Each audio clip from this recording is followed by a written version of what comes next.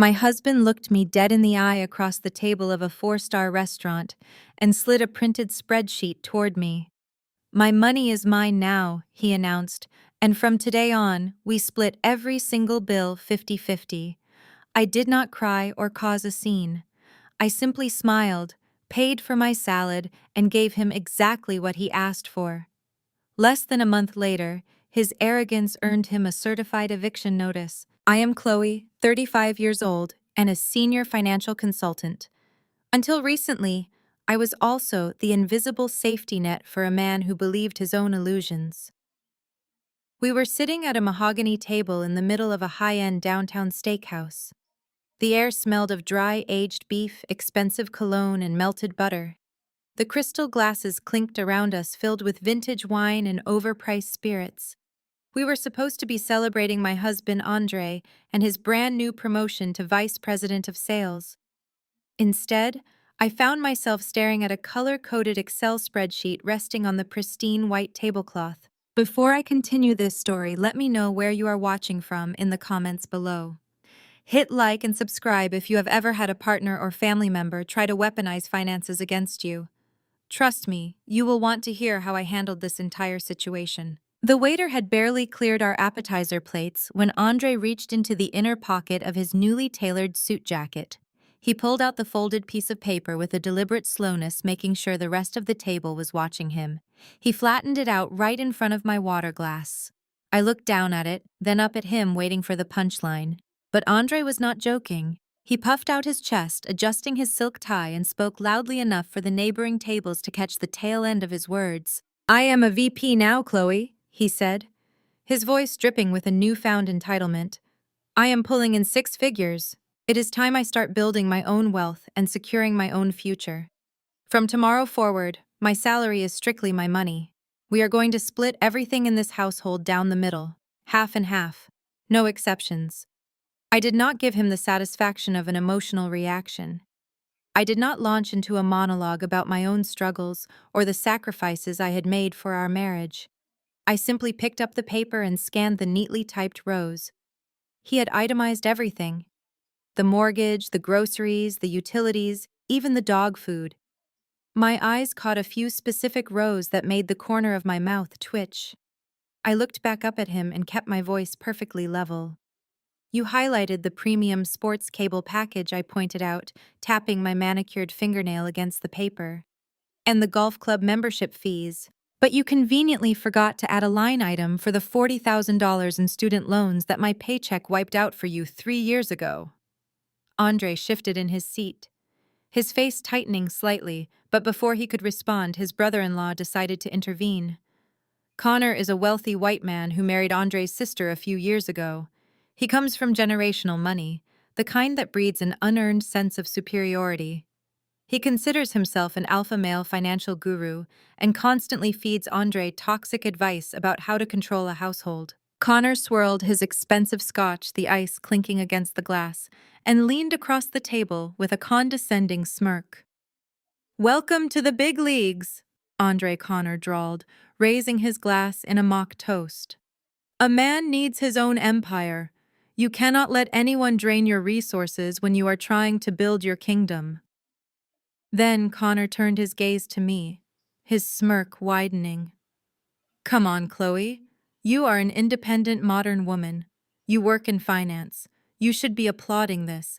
You should respect his boundaries and pull your own weight." I felt a familiar irritation flare in my chest, but I pushed it down. Connor had absolutely no idea what my actual net worth was. None of them did. Because I did not flash designer labels or buy luxury sports cars, they assumed my income was modest. They did not know that as a senior financial consultant managing 8-figure portfolios, I made triple what Andre was about to earn with his shiny new promotion. They did not know that I was the one quietly subsidizing our entire lifestyle to protect Andre's fragile ego. Before I could address Connor, Andre's mother, Brenda, chimed in. Brenda had always coddled Andre, treating him like a golden child who could do no wrong. She reached across the table and patted Andre's arm proudly, her heavy gold bracelets jingling.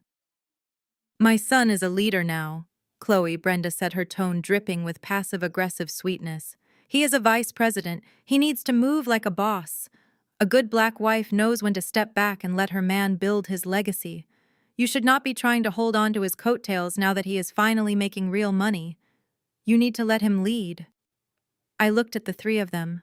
Andre with his puffed-up chest, Connor with his arrogant Scotch swirling, Brenda with her blind devotion. They had completely convinced themselves that Andre was the sole financial pillar of our lives. They truly believed that by cutting me off from his new salary, they were putting me in my place. They thought I would panic. They thought I would beg him to reconsider, that I would suddenly realize how much I needed him to survive. I took a slow, deep breath, letting the silence stretch just long enough to make them slightly uncomfortable. I picked up my glass of sparkling water, took a small sip, and set it down delicately. Then I picked up the spreadsheet, folded it neatly along the original crease, and slipped it into my designer clutch. I looked Andre dead in the eye and offered him a warm, radiant smile. "Perfect," I said softly. "We start tomorrow." Andre blinked clearly, taken aback by my lack of resistance.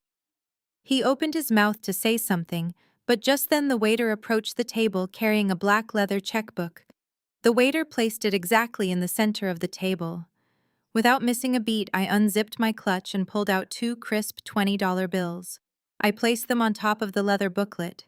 "My house salad was $20, I said, standing up from the table and smoothing down my dress. "And the sparkling water was $6. Keep the change for my portion of the tip." I looked down at Andre, whose eyes were darting from the $40 to the leather booklet and back to me. His face was starting to lose its smug expression. I smiled again, wider this time. "Congratulations on the promotion, babe," I said cheerfully. "Good luck with your half of the bill." I turned around and walked out of the restaurant, my heels clicking rhythmically against the hardwood floor. I left Andre sitting there in stunned silence, realizing far too late that he was now fully responsible for his $200 dry-aged ribeye, his expensive appetizers, and Connor's $80 glasses of imported scotch. It was the first lesson in his new 50-50 life, and I knew it was going to be an incredibly expensive one. The alarm went off at exactly 6 in the morning. I brewed my coffee and took out the spreadsheet Andre had so proudly displayed the night before. If he wanted 50-50, I was going to give him mathematical perfection. I started in the kitchen. I bought a set of red and blue stickers, blue for him, red for me. I placed a red sticker on the almond milk. I bought the organic cage-free eggs and the premium coffee beans. I left his cheap sports drinks and sugary cereal unstickered. I even separated the laundry detergent, pouring exactly half into a clear container with my name on it. Then I opened my laptop. It took me exactly 20 minutes to log into our shared financial portals and completely dissect our digital lives. I removed his name as an authorized user from my Platinum credit card, the specific card he frequently used to pay for his lavish business lunches to impress his colleagues. I called my auto insurance provider and had his luxury sports car removed from my policy, citing a strict separation of marital finances. Finally, I logged into the router. The internet account was solely in my name. I changed the Wi-Fi password and printed out a formal invoice for half the monthly bill plus a $5 administrative fee for the hassle. I taped the piece of paper directly to his bathroom mirror. When Andre woke up 2 hours later, he stumbled out of the bedroom looking for a fight. He saw the stickers in the fridge and the invoice on the mirror. Instead of getting angry, he chuckled. He genuinely thought I was throwing a cute little tantrum. He walked into my home office holding the internet invoice, shaking his head with a condescending smile. "You are so dramatic, Chloe," he said, tossing a $10 bill onto my keyboard. "Keep the change. I will need the new password before my morning meeting. You will get tired of playing this petty game by the end of the week." That afternoon, he came home with a brand new Rolex gleaming on his wrist. He made sure to adjust his cuffs at dinner, just so I would notice the heavy gold watch catching the light. He spent an hour on the phone with his brother-in-law Connor, loudly bragging about the purchase and talking about how liberating it was to finally manage his own wealth without a wife holding him back. He was desperate to prove that his new vice president's salary made him untouchable. What Andre did not know was what was happening behind the closed doors of my office. The very next morning, I had my quarterly review call with Jonathan, my senior wealth manager.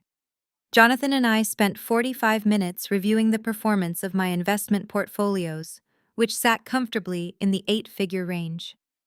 Toward the end of the call, Jonathan brought up the usual domestic transfers. For the past 6 years, I had quietly subsidized our entire lives.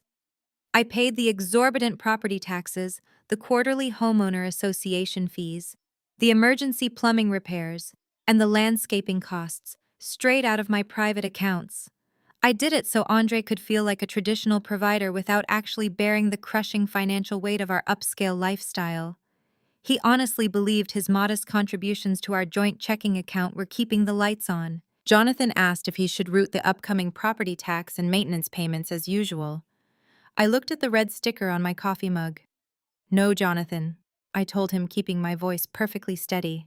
"Halt all domestic transfers immediately. Send the raw invoices directly to the house. Let us see how far his 50% actually goes when he sees the real numbers." It did not take long for reality to set in. Within 3 weeks, the raw household bills began piling up on the kitchen counter. Andre had assumed 50-50 meant splitting the leftover utility bills he was used to seeing. He had absolutely no idea what the actual operating cost of our luxury townhouse was. When he saw the massive water bill, the gas bill, the trash collection fee, and the sheer cost of replacing his own groceries without swiping my premium card, the color drained from his face. His new salary was suddenly evaporating before it even hit his bank account. But he was far too stubborn to admit defeat. He started working late trying to secure extra commissions. He began hiding the mail, ignoring the bright pink final notice letters that were arriving for his personal credit cards. He was drowning in the debt he had accumulated trying to keep up with Connor's country club lifestyle, but his ego refused to let him ask me for help. The breaking point arrived on a rainy Tuesday morning. I was in my office drafting a financial projection for a client when I heard the heavy mechanical grinding of a diesel engine outside. I walked to the window and pulled back the sheer curtain. A large flatbed tow truck was backing down our paved driveway. The driver hopped out into the rain, securing a heavy metal hook directly under the front axle of Andre's beloved luxury sports car. A moment later, I heard Andre scrambling down the stairs, practically tripping over his own feet in a panic. He threw open the front door, standing in the freezing rain, in nothing but his dress shirt and socks, screaming at the tow truck driver to stop. The driver did not even flinch. He simply handed Andre a yellow clipboard and pointed to the signature line. Andre sprinted back inside, leaving muddy footprints across the hardwood floor. He burst into my office with wild, desperate eyes. His chest was heaving, and his voice was shaking uncontrollably. "Chloe, write them a check," he yelled, pointing frantically toward the window. "They are taking my car. Please just write the check to get them off the property, and I swear I will pay you back on Friday when my bonus clears." I did not rush to my checkbook. I did not even stand up from my ergonomic chair. I calmly opened my desk drawer, pulled out his laminated spreadsheet, and slid it across the polished wood of my desk. "Your car note was not on my half of the sheet, babe," I said, taking a slow, deliberate sip of my green tea. "I assumed the vice president's salary had it handled."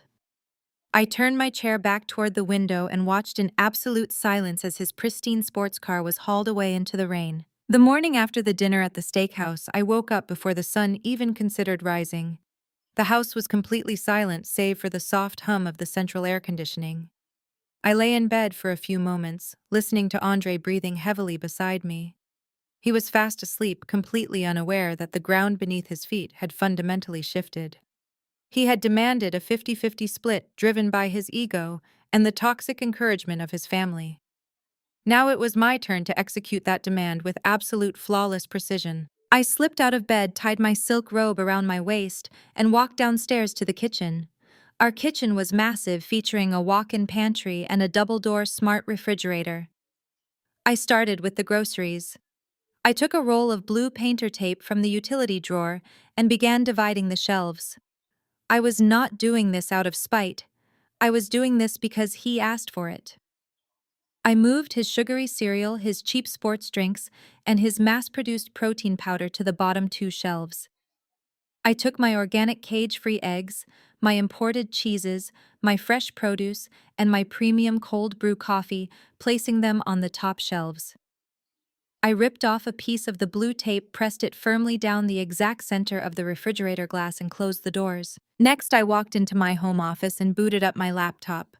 The real split was not going to happen in the pantry. It was going to happen in the digital infrastructure of our marriage. I pulled up my master financial dashboard.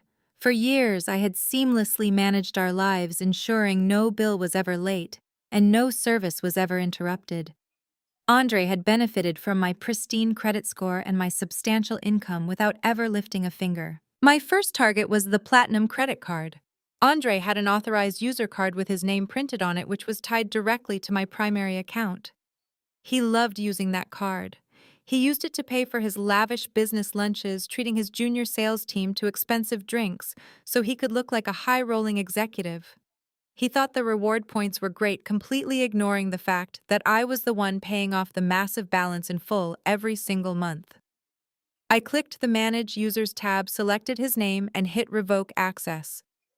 The system asked for a confirmation. I clicked Confirm. Just like that, his shiny metal card was reduced to a useless piece of plastic. My second target was the auto insurance. Andre drove a sleek imported sports sedan. The car note was in his name, but to save money, I had bundled his vehicle under my premium insurance policy. I picked up my phone and dialed my insurance broker. When the agent answered, I instructed him to immediately remove Andre and his vehicle from my policy. The agent sounded confused and asked if we were getting a divorce. I told him no, we were simply transitioning to a strict separation of marital finances.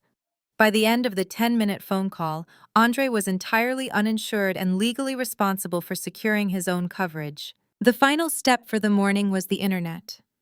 Working as a senior financial consultant from home meant I required high-speed business-tier fiber optic internet. The account was fully in my name and tied to my personal company. I logged into the router settings and changed the wireless network password.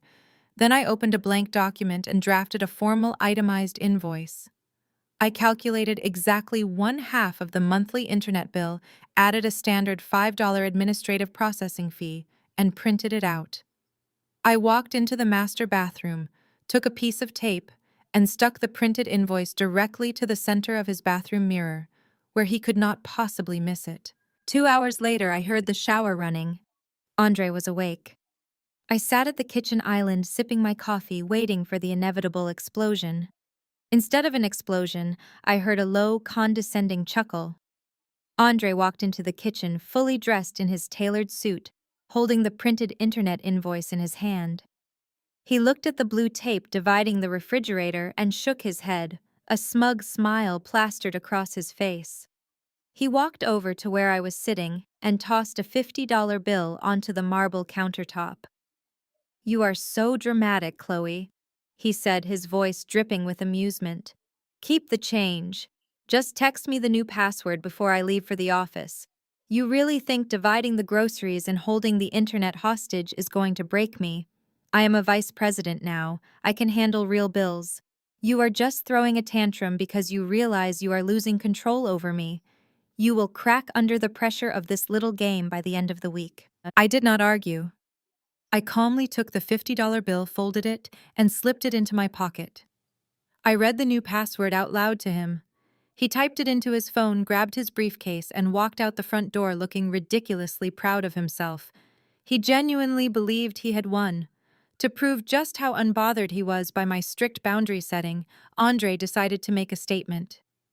When he came home from work that evening, he walked into the living room with a heavy emerald green box tucked under his arm. He set his briefcase down, sat on the leather sofa, and dramatically opened the box. Resting on a velvet cushion was a brand new, incredibly flashy Rolex watch. The gold and stainless steel caught the light from the chandelier overhead. He slipped the heavy watch onto his left wrist and spent the next 20 minutes adjusting his cuffs, making absolutely sure I saw it. He did not buy it with cash, of course. He had financed it on credit to celebrate his financial freedom, completely oblivious to the fact that his newly separated bills were about to hit him like a freight train.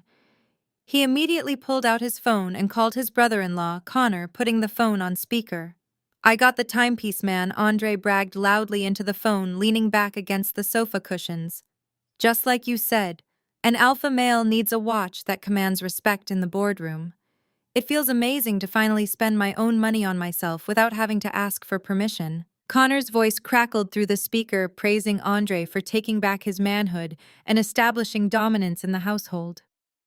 I sat at the kitchen island, quietly reviewing a client portfolio, listening to the two of them feed each other's delusions. Andre was wearing a $10,000 watch on his wrist, but when he went to pay for lunch tomorrow, his platinum card was going to be declined. He was driving a luxury sedan that was currently uninsured. He was standing on a trap door, and he was the one who had happily handed me the lever. I just kept my mouth shut, smiled to myself, and let him enjoy his shiny new toy while he still could. The morning after Andre flaunted his newly financed Rolex, I sat in my home office behind closed mahogany doors. The dual monitors on my desk glowed with real-time market data, but my attention was focused on the secure video call connecting. Jonathan, my senior wealth manager, appeared on the screen, holding a thick folder. Jonathan was one of the few people on Earth who knew the exact mathematical reality of my life. "Good morning, Chloe," Jonathan said, adjusting his glasses. "The quarterly returns on your primary portfolio have exceeded our projections by 3%. Your total assets across all domestic accounts are sitting comfortably in the mid-8-figure range. We spent the next 20 minutes discussing asset allocation and tax strategies. As a senior financial consultant, I managed wealth for high-net-worth clients all day, so I maintained a razor-sharp grip on my own money. My career had skyrocketed over the past decade, placing my income in a bracket Andre could not even begin to fathom. I made triple what his brand-new vice president's salary would ever pay him, but I never rubbed it in his face. In fact, I did the exact opposite. For the past 4 years, I had quietly subsidized our entire existence. I wanted Andre to feel like the man of the house, the traditional provider he so desperately wanted to be. So I set up a system of automated domestic transfers through Jonathan. While Andre proudly transferred $2,000 a month into our joint checking account to cover what he thought were our living expenses, my private accounts were bleeding out the real costs in the background. I paid the exorbitant property taxes on our luxury townhouse. I covered the $1,200 monthly homeowner association fees that maintained our gated community. I paid for the premium landscaping, the emergency plumbing repairs, and the umbrella insurance policies. Andre thought his modest contributions were keeping the lights on and the roof over our heads. He was living in a financial fairy tale that I had single-handedly funded to protect his fragile ego. Jonathan flipped to the last page of his notes. "Regarding your automated domestic transfers," he said, "should I process the upcoming property tax and maintenance payments as usual?" I leaned back in my ergonomic chair and looked out the window. I thought about the spreadsheet Andre had slid across the restaurant table. I thought about Connor telling him not to let me drain his resources. "No, Jonathan," I said, keeping my voice perfectly steady. "Halt all automated domestic transfers immediately. I want you to contact the property management company and the utility providers. Tell them to stop auto-billing my accounts and send the raw physical invoices directly to the house." Jonathan raised an eyebrow but did not question me. "Consider it done," he replied. The reality of his 50-50 demand hit Andre like a physical blow later that week. It started with the mail. Before this arrangement, the only mail we received were wedding invitations and magazines. Now, the mailbox was stuffed with thick, business-sized envelopes. I was sitting at the kitchen island slicing fresh strawberries when Andre walked in from the garage sorting through a stack of mail. He was humming a tune, looking sharp in his suit, his Rolex catching the afternoon light. He ripped open the top envelope, assuming it was junk mail. It was the quarterly homeowner association invoice. I watched out of the corner of my eye as he stopped walking. He stared at the piece of paper, his eyes darting back and forth across the numbers. Then he opened the next envelope. It was the comprehensive water and trash collection bill for our district. The third envelope was the landscaping invoice for the front and back courtyard maintenance. Andre swallowed hard. The humming stopped completely. He had assumed that splitting the bills 50-50 meant cutting a check for half of a $300 electric bill and paying for his own gas. He had absolutely no idea what the actual operational cost of an upscale modern townhouse was. When he looked at the raw numbers, he quickly realized that 50% of our actual living expenses was significantly higher than the flat amount he used to contribute to our joint account. His new six-figure salary was suddenly evaporating before it even reached his bank account. And that was just the house. He also had to feed himself. Because of my strict division of the pantry, Andre had to go grocery shopping for himself. He tried to replicate the meals I used to cook for him, tossing organic steaks, imported cheeses, and premium coffee into his cart. But without my platinum credit card to absorb the shock, a single trip to the high-end grocery store cost him over $400. After 2 weeks of that, I noticed his side of the refrigerator slowly filling up with frozen pizzas, cheap deli meats, and instant ramen. He was struggling, but his pride was a massive, immovable wall. He refused to admit that he had made a mistake. He refused to ask me for a single dime. Instead, he started working late every single night, trying desperately to close extra sales to earn bonus commissions. When he was home, he was perpetually stressed. He snapped at minor inconveniences and constantly checked his mobile banking app. The pink envelopes started arriving in the third week. Final notice warnings from his personal credit card companies. Between his car note, his new Rolex, his tailored suits, and the sudden avalanche of raw household bills, Andre was drowning. He had financed his entire alpha male persona on credit, desperately trying to keep up with his wealthy brother-in-law Connor. Now the bill was coming due. I would sit in the living room reading a book while he paced the hallway quietly arguing with collection agents on his phone. He would lower his voice to a frantic whisper, begging for extensions and promising that a big commission check was coming soon. He was sweating through his expensive dress shirts, carrying the crushing weight of the financial independence he had so arrogantly demanded. I never offered to help. I never asked who was on the phone. I just turned the page of my book and let him experience exactly what he had asked for. Andre stood completely frozen in the doorway of my office. The heavy sound of the diesel engine slowly faded down our quiet suburban street, taking his prized possession away in the pouring rain. For a long moment, the only sound inside the house was the steady hum of my computer monitor. He stared at the empty driveway, his mind desperately trying to process what had just happened. Then his shock violently morphed into absolute rage. He slammed his fist against the wooden doorframe, his face flushed with anger. "You are actually going to sit there and let them take my car," he shouted, his voice cracking. "You have the money sitting in your checking account right now. You could have stopped this with one phone call. You are my wife. You are supposed to have my back."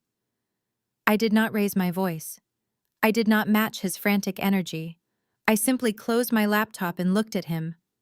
I could have stopped it. I agreed calmly. But why would I do that? You made it very clear at the steakhouse that your finances are none of my business. You wanted a strict division. You wanted to build your own empire without me draining your resources. I am simply respecting your boundaries. Your debts are yours, Andre. He stared at me as if I were a stranger. He opened his mouth to argue, but there was nothing he could say that would not completely contradict the arrogant speech he had given just weeks prior. He spun around and stormed down the hallway, slamming our bedroom door so hard the framed degrees on my office wall rattled. The next morning brought a harsh new reality. Andre had an early executive strategy meeting at his firm. With no luxury sports sedan parked in the driveway, he was forced to rely on a ride-share app. I stood in the kitchen sipping my morning coffee and watched the scene unfold through the front window. It was still raining heavily. I knew he was trying to book a premium black car service to maintain his image, but his credit cards were maxed out and his newly separated debit account was running dangerously low. 10 minutes later, a battered 10-year-old compact car with a dented bumper and a loud muffler, pulled up to our manicured curb. I watched Andre jog through the rain in his expensive tailored suit, his heavy gold Rolex sliding awkwardly down his wrist as he pulled open the door of the economy car. He looked absolutely miserable. For a man who obsessed over presenting an alpha male image to his coworkers, arriving at the corporate plaza in a cheap rideshare was a devastating blow to his ego. By the time the weekend arrived, Andre had realized that his intimidation tactics were completely useless against me. He could not bully me into opening my wallet, and he was sinking fast. His ego was far too fragile to admit defeat and apologize, so he did exactly what weak men do when they lose control. He called for backup. He needed his echo chamber. Saturday afternoon, I was sitting on the living room sofa, quietly reviewing a quarterly market report on my tablet. I heard the front door unlock, followed by the sound of multiple heavy footsteps in the foyer. Andre marched into the living room, his posture visibly stiffer, his chest puffed out again. Right behind him was his mother Brenda, clutching her designer handbag like a weapon. Trailing them was his brother-in-law Connor, wearing a smug expression and a casual cashmere sweater. Andre had called an emergency family intervention. He stood taller now that he had an audience to validate his victimhood. Brenda immediately crossed her arms and glared at me from across the room. Connor did not even bother to say hello. He walked straight over to my decorative bar cart, picked up a bottle of expensive bourbon that I had purchased, and poured himself a generous drink as if he owned the place. "We need to have a serious talk," Chloe Connor said, swirling the amber liquid in his glass. "Andre told us what happened with the car. I have to say I am incredibly disappointed in you. A marriage is supposed to be a partnership, but you are treating this man like an enemy. You are purposefully trying to emasculate him because you feel threatened by his new promotion." I set my tablet down on the coffee table and folded my hands in my lap. I did not offer them a seat. I just looked at Connor, letting his arrogant words hang in the air. Brenda stepped forward, her voice dripping with condescension. "You are failing as a wife, Chloe. A good woman would never let her husband suffer the indignity of having his vehicle repossessed. You are hoarding your money while my son is under immense pressure at work. He is the man of this house. You need to write a check to get his car out of the impound lot right now.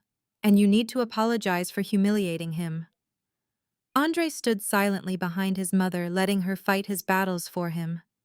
He looked at me with a triumphant smirk, convinced that the sheer weight of their combined disapproval would force me to surrender. He thought that by bringing Connor into the house, I would be too intimidated to stand my ground. Connor took a slow sip of his bourbon and pointed his glass at me. "Look, Chloe, we all know you make a decent living for yourself.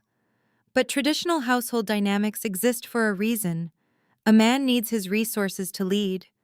When you nickel and dime him over groceries and utilities, you are draining the very energy he needs to provide for you. You need to drop this petty 50-50 nonsense immediately and merge your accounts back together. Let Andre manage the household finances the way a man should." I let them talk. I sat there in total silence and let them dig the hole as deep as humanly possible. I listened to Brenda call me selfish. I listened to Connor give a repulsive speech about financial abuse and a woman's proper place in a marriage. I let Andre play the role of the exhausted, hard-working husband who was being punished by a bitter wife. They had absolutely no idea what was waiting for them. They had no idea that while they were rehearsing this intervention, I had already prepared my response. I did not feel threatened by them. I did not feel guilty. I just felt a deep, profound sense of pity for my husband, who was too foolish to realize that the people he brought to save him were about to watch him lose everything. Connor poured himself a second glass of my bourbon. He paced in front of the television, treating my living room like his personal lecture hall.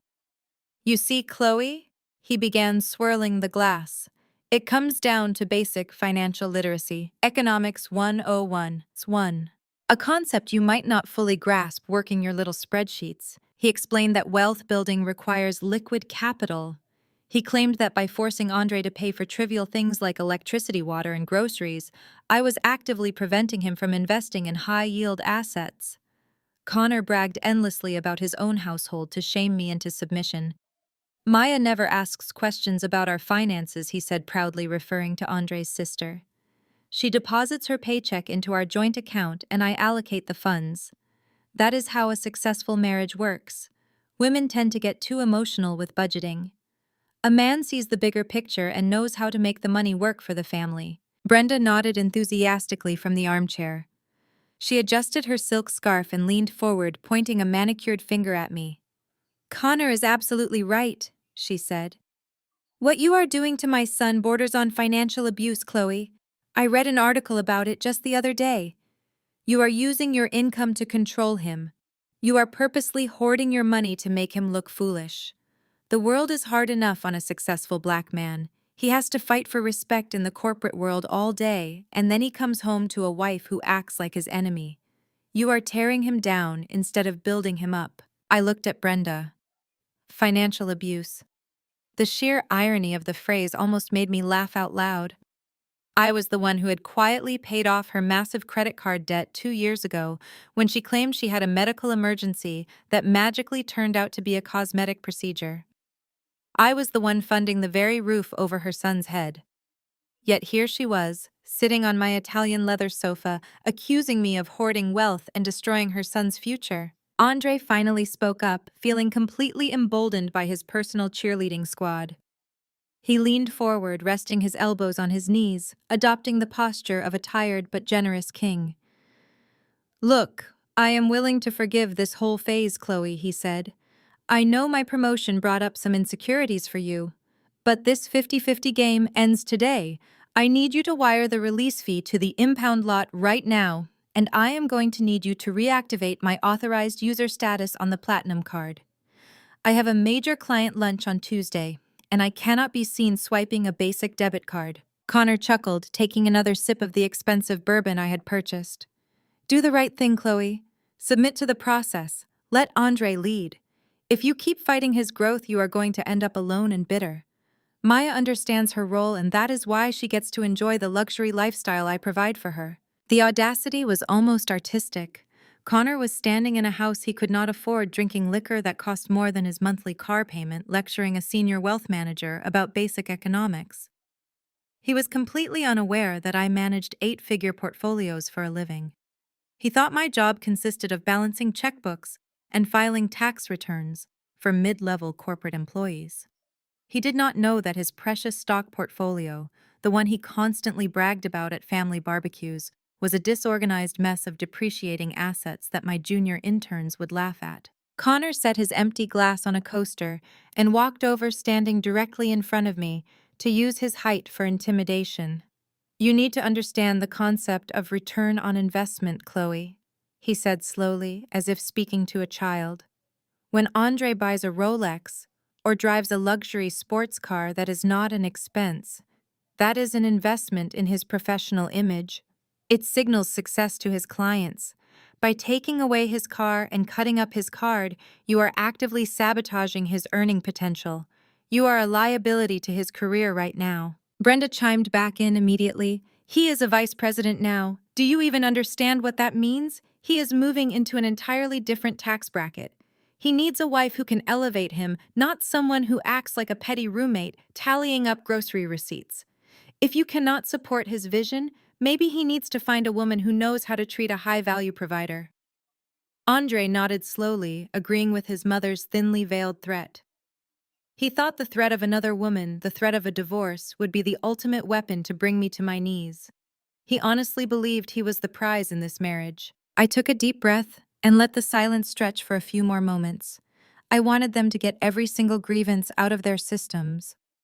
I wanted them to lay all their delusions on the table, so that when I finally burned the house down, they could not claim I had not listened.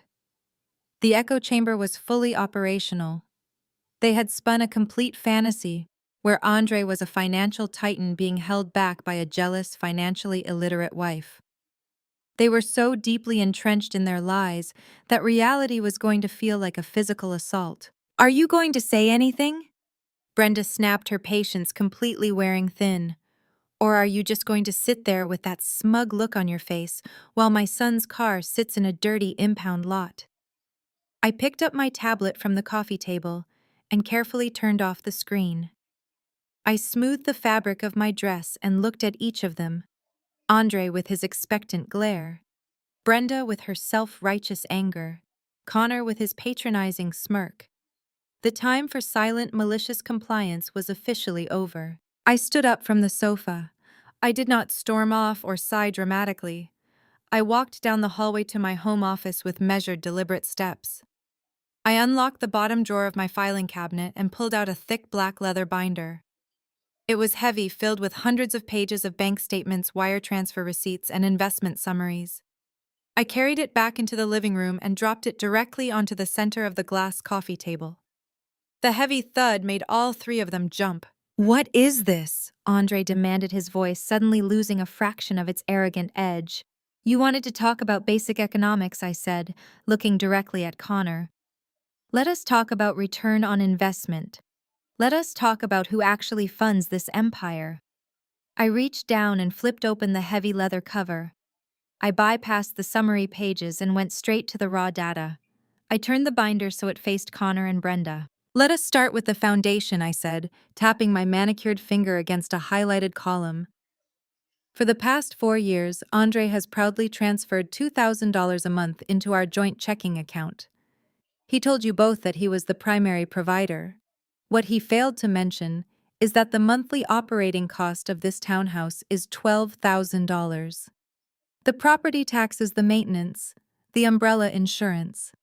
I have quietly paid the $10,000 deficit out of my private accounts every single month to protect his ego." Connor leaned forward, his eyes narrowing as he scanned the highlighted bank logos and the undeniable account balances.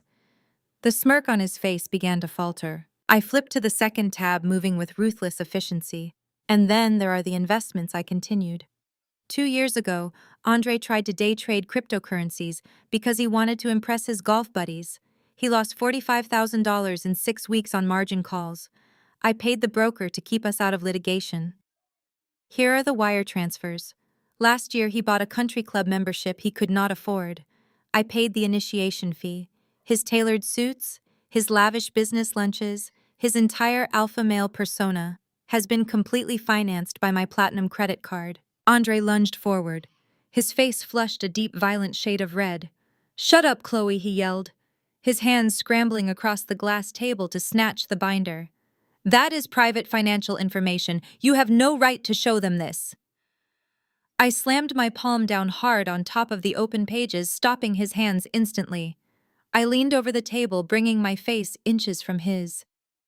"You called a family meeting, Andre," I said, my voice dropping to a cold, dangerous whisper. "You brought an audience into my house to accuse me of financial abuse. Now they are going to sit here and watch the entire show. Sit back down." He froze. For the first time in our marriage, he saw the absolute lack of mercy in my eyes. He slowly pulled his hands back and sank onto the edge of the couch, his chest heaving with panic. He threw a desperate glance at Connor, terrified of what his idol was thinking. I turned my attention to the armchair. Brenda was staring at the binder, her lips pressed tightly together. I flipped to the fourth section, pulling out a specific wire transfer receipt with a bright yellow sticky note attached to it. "Now, Brenda," I said softly, "let us talk about financial abuse. Do you remember last year when you called Andre crying, saying you had a life-threatening medical emergency? You said you needed $25,000 for an experimental treatment that insurance would not cover. Andre was devastated. He begged me to help you." Brenda went completely pale. The aggressive posture she had maintained all afternoon instantly collapsed. She shrank back into the upholstery. I slid the wire transfer receipt across the glass table until it touched the edge of her armchair. "A medical emergency. Brenda, is that what we are calling a lower facelift, a tummy tuck, and a week-long recovery stay at a luxury plastic surgery clinic in Miami?" Connor choked on his bourbon. He coughed, setting his glass down forcefully on the coaster. He looked at Brenda with wide eyes, then looked back at the receipt. It had the name of the cosmetic clinic printed clearly at the top, along with my signature authorizing the transfer from my personal trust account. You lied to your own son to extort money from his wife, I asked, tilting my head. And you have the nerve to sit in my living room and lecture me about hoarding wealth. The silence in the room was deafening. The echo chamber had been shattered into a million pieces. Brenda looked down at her lap, unable to make eye contact with anyone. She opened her mouth to speak, but no words came out. But the most significant shift was happening on the sofa. Connor, the man who prided himself on wealth and dominance, was staring at the open binder. He did not just see the receipts. He saw my actual net worth printed on the summary pages. He saw the 8-figure balances. He saw that the woman he had just spent 20 minutes patronizing was wealthier than his entire extended family combined. Then Connor looked at Andre. The look of disgust and profound disrespect on Connor's face was absolute. Connor realized that Andre was not a high-value provider. Andre was a broke, financially illiterate fraud who was drowning in debt and entirely dependent on his wife to survive. The alpha male brotherhood they had built was a complete illusion.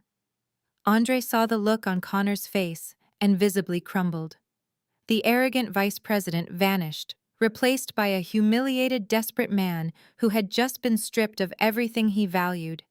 He had tried to weaponize his family against me, but all he had done was expose his own pathetic reality to the one person he desperately wanted to impress. Connor stood up slowly from the sofa. He did not look at me. He looked down at Andre with an expression of pure, unadulterated contempt. The brotherly camaraderie they had shared just 20 minutes ago evaporated completely. Connor was a man who worshipped money, power, and traditional hierarchy. Discovering that his supposed equal was actually a broke, financially illiterate dependent was an unforgivable offense in his eyes. "You are pathetic," Connor said, his voice dropping to a low, disgusted pitch.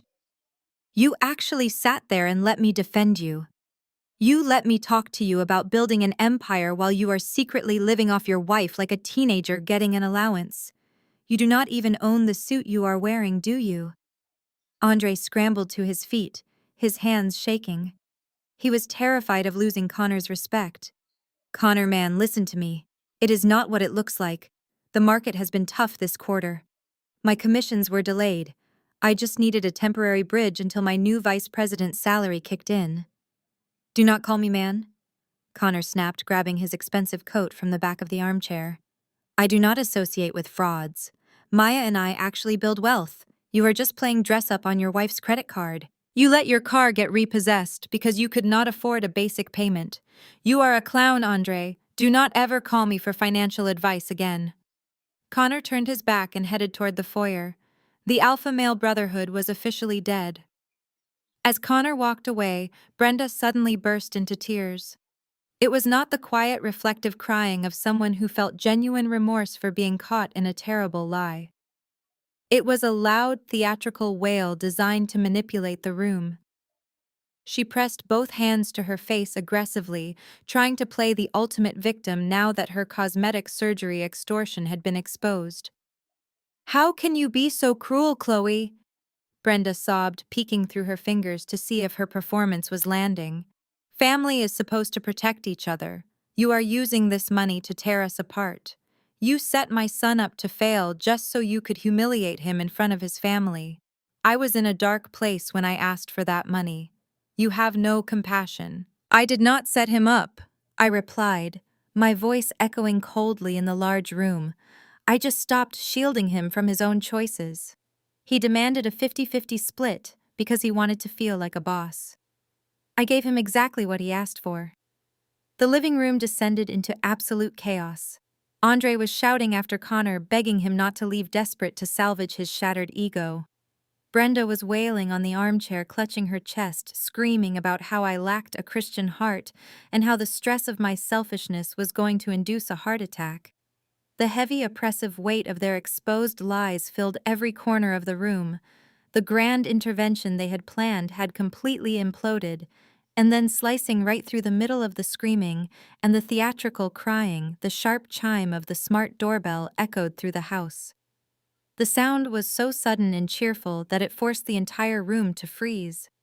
The shouting abruptly ceased. Connor stopped with his hand on the front doorknob. Andre looked up from his hands, his face pale and slick with sweat. Brenda's fake sobbing hitched in her throat. I smoothed the skirt of my dress, walked past the three of them, and headed into the foyer. I pulled open the heavy wooden front door. A postal courier was standing on the porch holding a digital scanner and a thick, stiff white envelope. Certified mail for Andre, the courier said, holding out the scanner. I need a signature. I took the plastic stylus and signed my name across the digital screen. The courier handed me the envelope, tipped his hat, and walked back down the driveway into the pouring rain. I closed the door until it clicked shut and looked down at the letter in my hand. It was heavy, sent from a corporate management office, and marked urgent and confidential in bold red letters across the top.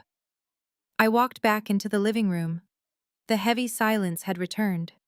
They were all staring at me, their previous anger now replaced by a tense, suffocating, nervous energy.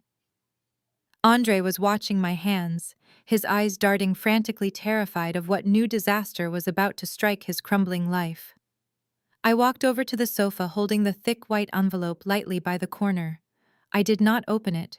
I simply let it drop directly onto Andre's lap. "Looks like a bill, Andre," I said, offering him a bright, utterly merciless smile. "Better check if it is your half or mine." Andre stared at the thick white envelope resting on his lap as if it were a live explosive. He looked up at me, his eyes searching my face for some kind of clue, but I offered him absolutely nothing. My expression was an unreadable mask of polite expectation. The silence in the living room was so heavy it felt difficult to breathe. Connor was still standing frozen by the foyer, his hand resting on the brass door handle, unable to resist the gravitational pull of one final disaster. Brenda had stopped her theatrical sobbing entirely, her hands gripping the armrests of her chair so tightly her knuckles were turning white. "Pick it up, Andre," I said smoothly, breaking the suffocating silence. "You are the vice president of sales. You handle high-pressure situations and complex negotiations every single day. Surely you can open a piece of standard certified mail." His hands were visibly shaking as he picked up the envelope. He slid his thumb under the flap and tore it open. The sound of the thick paper ripping echoed loudly across the quiet room. He pulled out 2 crisp sheets of heavy bond paper, bearing the official embossed logo of the luxury property management company that maintained our gated townhouse community. I watched his eyes dart back and forth across the top of the page. It took less than 5 seconds for the remaining color to completely drain from his face. His jaw went slack, and his breathing became rapid and incredibly shallow. The paper trembled violently in his grip. "What does it say?" Brenda demanded, leaning forward in her chair, her voice tight with renewed anxiety. "Andre, read it right now." "What is it?" Andre swallowed hard, his Adam's apple bobbing in his throat. He looked at his mother, then at Connor, and finally at me. His arrogant facade was completely gone, entirely erased, and replaced by the terrified stare of a man who had just realized he was stepping off a cliff in the pitch dark. "It is a notice from the property management." Andre stammered, his voice cracking on the very first word. "It is a formal notice of rent increase. And a 30-day eviction warning." Brenda gasped loudly, her hand flying to her chest in genuine shock. "An eviction warning? How is that possible? You live in a luxury community. People like us do not get evicted." Andre looked back down at the letter, his eyes wide with unadulterated panic. "They are raising the monthly rent by 40%, starting the 1st of next month," he read aloud, his voice trembling so much he could barely form the words. "It says that if the new lease agreement is not signed and the adjusted security deposit is not paid in full within 30 days, we have to vacate the premises immediately or face legal removal by the sheriff." He dropped the letter onto the glass coffee table as if it had physically burned his fingers. He ran both hands over his face, completely overwhelmed by the gravity of the situation. He looked up at me, his eyes wide and completely desperate. "Chloe, this is insane," he said, his voice rising in high-pitched panic. "We cannot afford a 40% increase. The original rent was already high enough. We need to sit down and figure out how we are going to split this immediately. I know we agreed to the 50-50 rule, but you have to negotiate with them. You are the financial expert. You deal with contracts all day. You have to call the management office in the morning and talk them down. I crossed my legs and rested my hands gracefully on my knee, looking at him with mild amusement. I did not agree to anything, I corrected him gently. You demanded the 50-50 split. You printed a spreadsheet, highlighted my obligations, and told me that your money was yours. I am simply following the new rules of your alpha male empire. If the rent is going up, then your half of the rent is going up. That is basic economics. Andre shook his head frantically, rejecting the reality of his own rules. You do not understand, Chloe. I cannot pay half of a 40% increase. I cannot even pay my original half right now. I do not have it. I tilted my head, feigning profound confusion. But you are a vice president, I reminded him, repeating the exact title he had flaunted at the restaurant. You just got a massive promotion. You told the entire table you have a six-figure salary. Connor just finished explaining that a high-value man needs his resources to lead the household. Why on earth would you not be able to cover a basic housing expense? Where is your liquid capital, Andre? The question hit him like a physical blow. He looked over at Connor, who was watching him with a cold, unforgiving stare. Andre was backed into an impossible corner, and the only way out was to confess the humiliating truth he had been hiding from his mother, his brother-in-law, and himself. My salary is gone. Andre whispered, his voice breaking into a quiet sob. Speak up, I said firmly, refusing to let him hide. We are having a family meeting. You called them here to discuss my financial abuse. Explain your finances to your audience. My salary is being garnished. Andre shouted the confession, tearing out of him in a desperate, humiliating burst of truth. The Human Resources Department called me into the office on Friday afternoon. 2 of my personal credit card companies filed legal judgments against me. The bank is garnishing my wages to the maximum legal limit allowed by the state. My take-home pay is practically nothing. Brenda let out a small, horrified shriek. Garnished. Andre, what did you do? You told me you were thriving. I was trying to keep up. Andre sobbed, burying his face in his hands. He gestured wildly toward Connor without actually making eye contact with him. I wanted to look like a boss. I put the country club initiation fee on a high-interest credit card because I thought I needed to network. I bought the tailored suits and paid for the expensive business lunches on credit. I bought the new Rolex on a promotional financing plan that defaulted when I missed the very first payment. I thought the new promotion would be enough to wipe it all out before anyone noticed, but then you cut me off, Chloe. You stopped paying the background bills, and suddenly I had to pay for electricity and water and hundreds of dollars in groceries. The car repo fees wiped out what little cash I had left in my checking account. I could not keep the minimum payments afloat. They froze my accounts. I am completely broke. Connor let out a short, sharp laugh of pure disbelief. You financed a fake lifestyle on high-interest credit cards, Connor said, his voice laced with absolute disgust.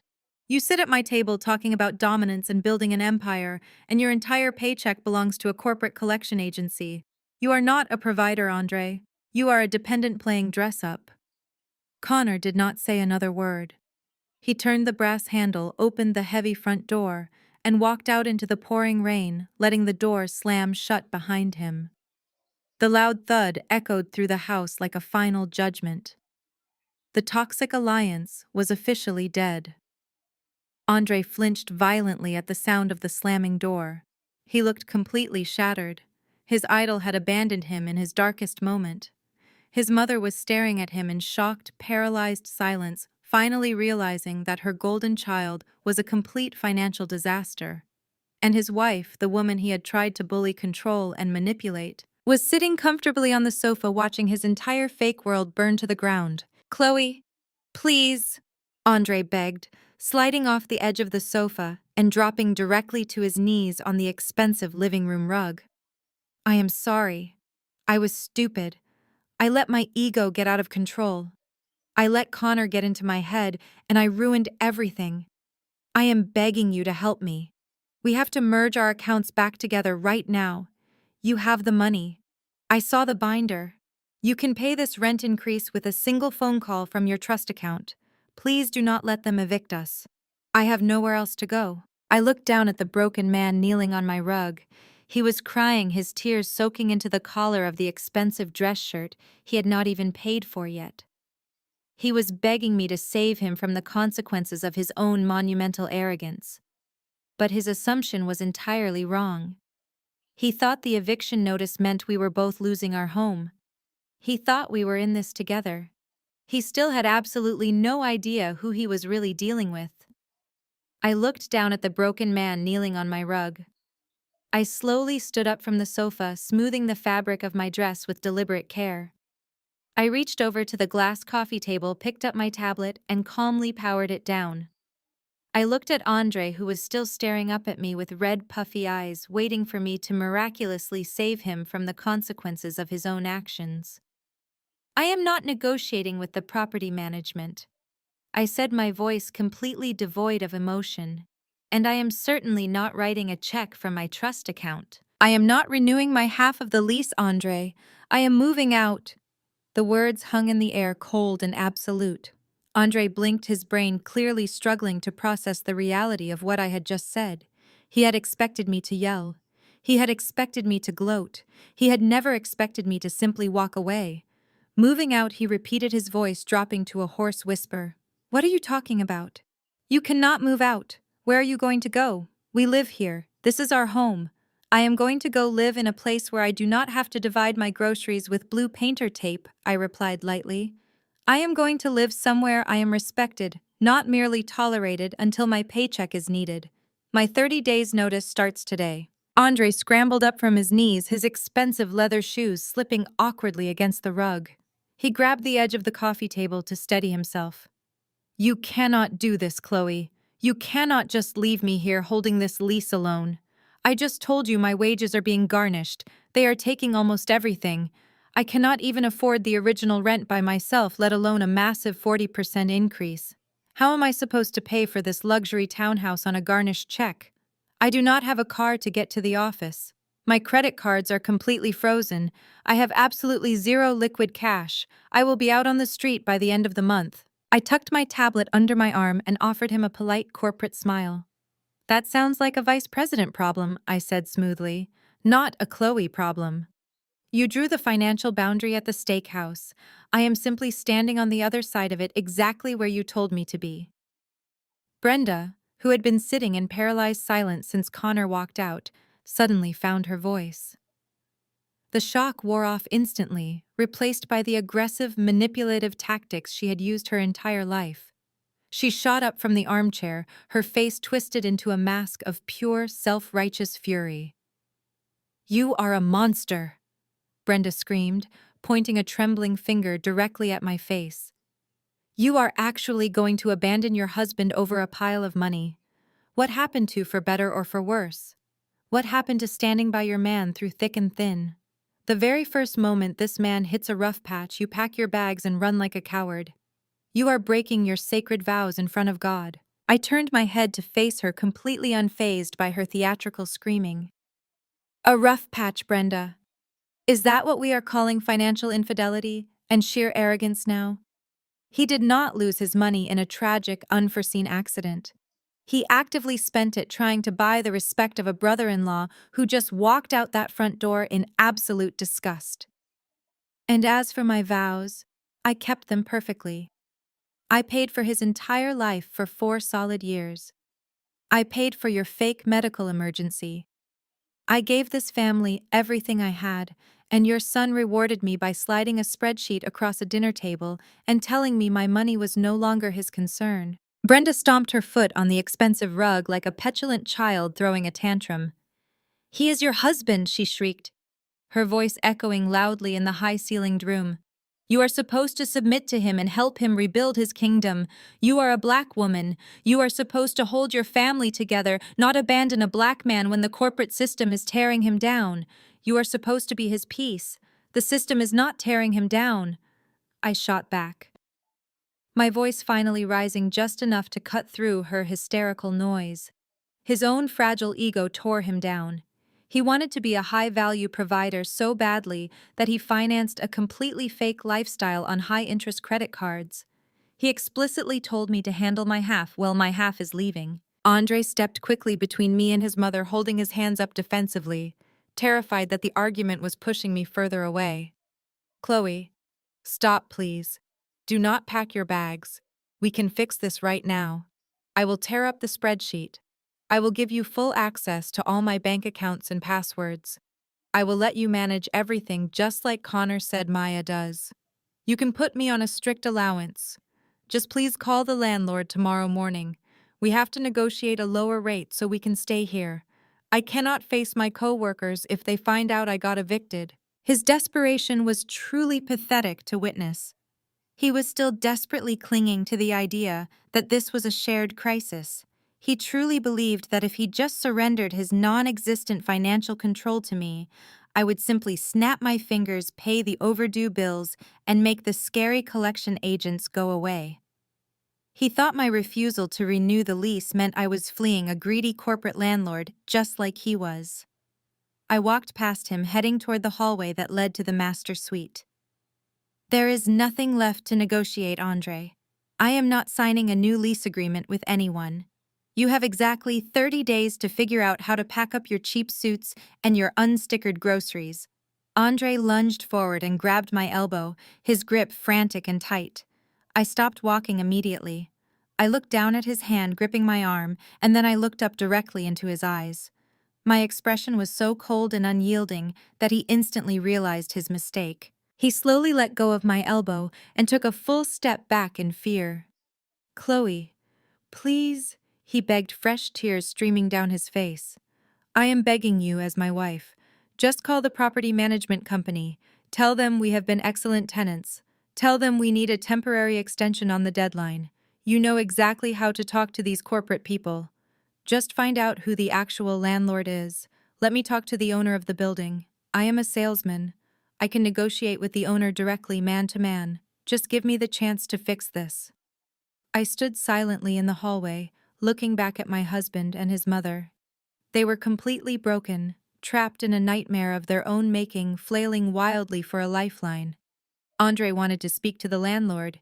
He wanted to negotiate with the owner man to man. The sheer irony of his request was so incredibly rich, it was almost intoxicating. They were standing directly in the middle of a steel trap that had been closed for years, and they still did not realize the cage was locked. Andre wiped his face with the back of his hand and slowly stood up from the rug. He took a deep, shuddering breath, violently suppressing his panic, in a desperate bid to reclaim some shred of his shattered dignity. He smoothed the wrinkles out of his expensive dress trousers and adjusted his silk tie. It was almost fascinating to watch his brain completely bypass reality and default back to his arrogant corporate persona.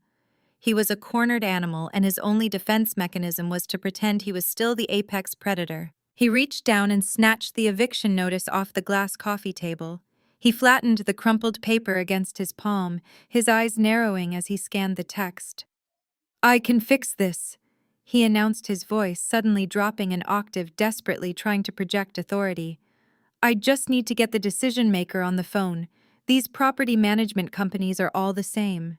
They send out these automated threat letters to scare people, but at the end of the day, it is all just a negotiation. He pulled his smartphone out of his pocket and unlocked the screen. He tapped his finger against the heavy bond paper.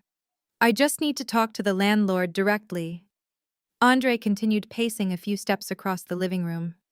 I will leverage my title at the firm. I will explain that my compensation package is structured around quarterly bonuses and that the garnishment is a temporary administrative error. These real estate investors respect a strong corporate profile. I will get them to waive the rent increase and grant us a 6-month extension, a man-to-man conversation. I know exactly how these guys think.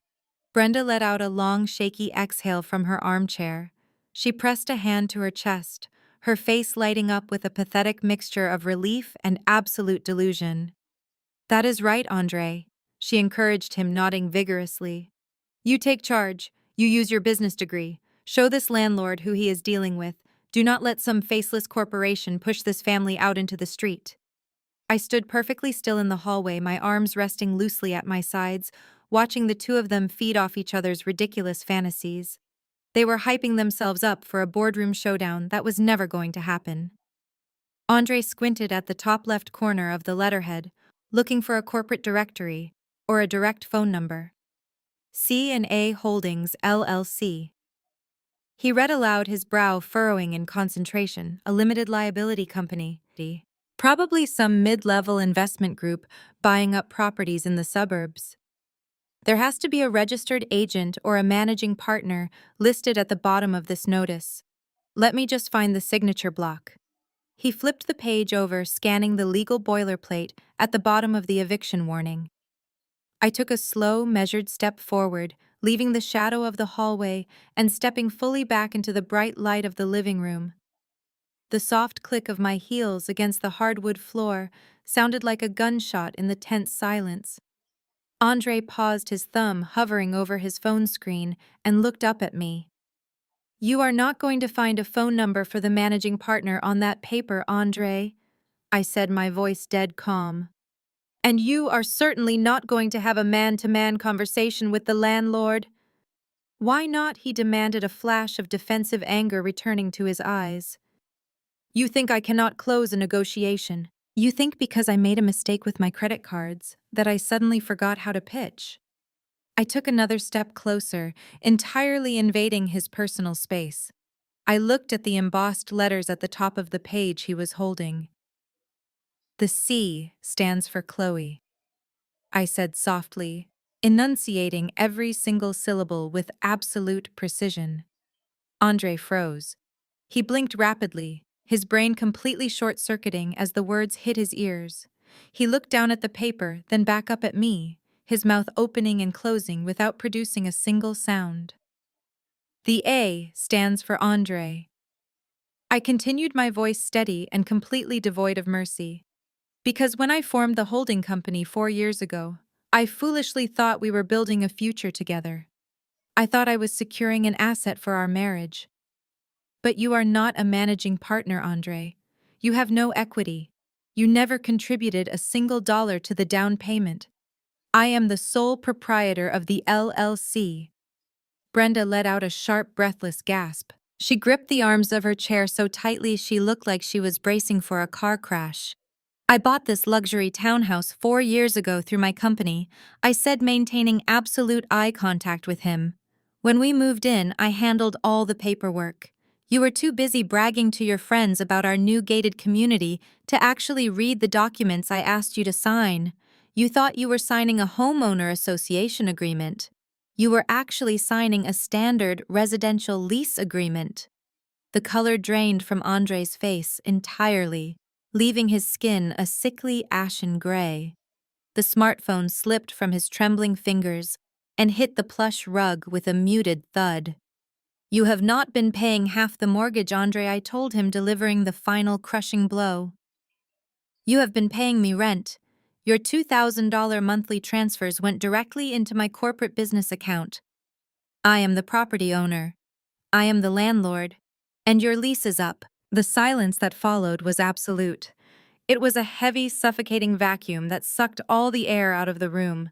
The sheer magnitude of the revelation crashed over him like a tidal wave, destroying every single illusion he had ever harbored about his life, his status, and his marriage. He was not a homeowner. He was a tenant. He was not a high-value provider leading his household. He was a heavily indebted renter, living in a building owned by the wife he had just tried to financially abuse. "No," Andre whispered, shaking his head slowly from side to side.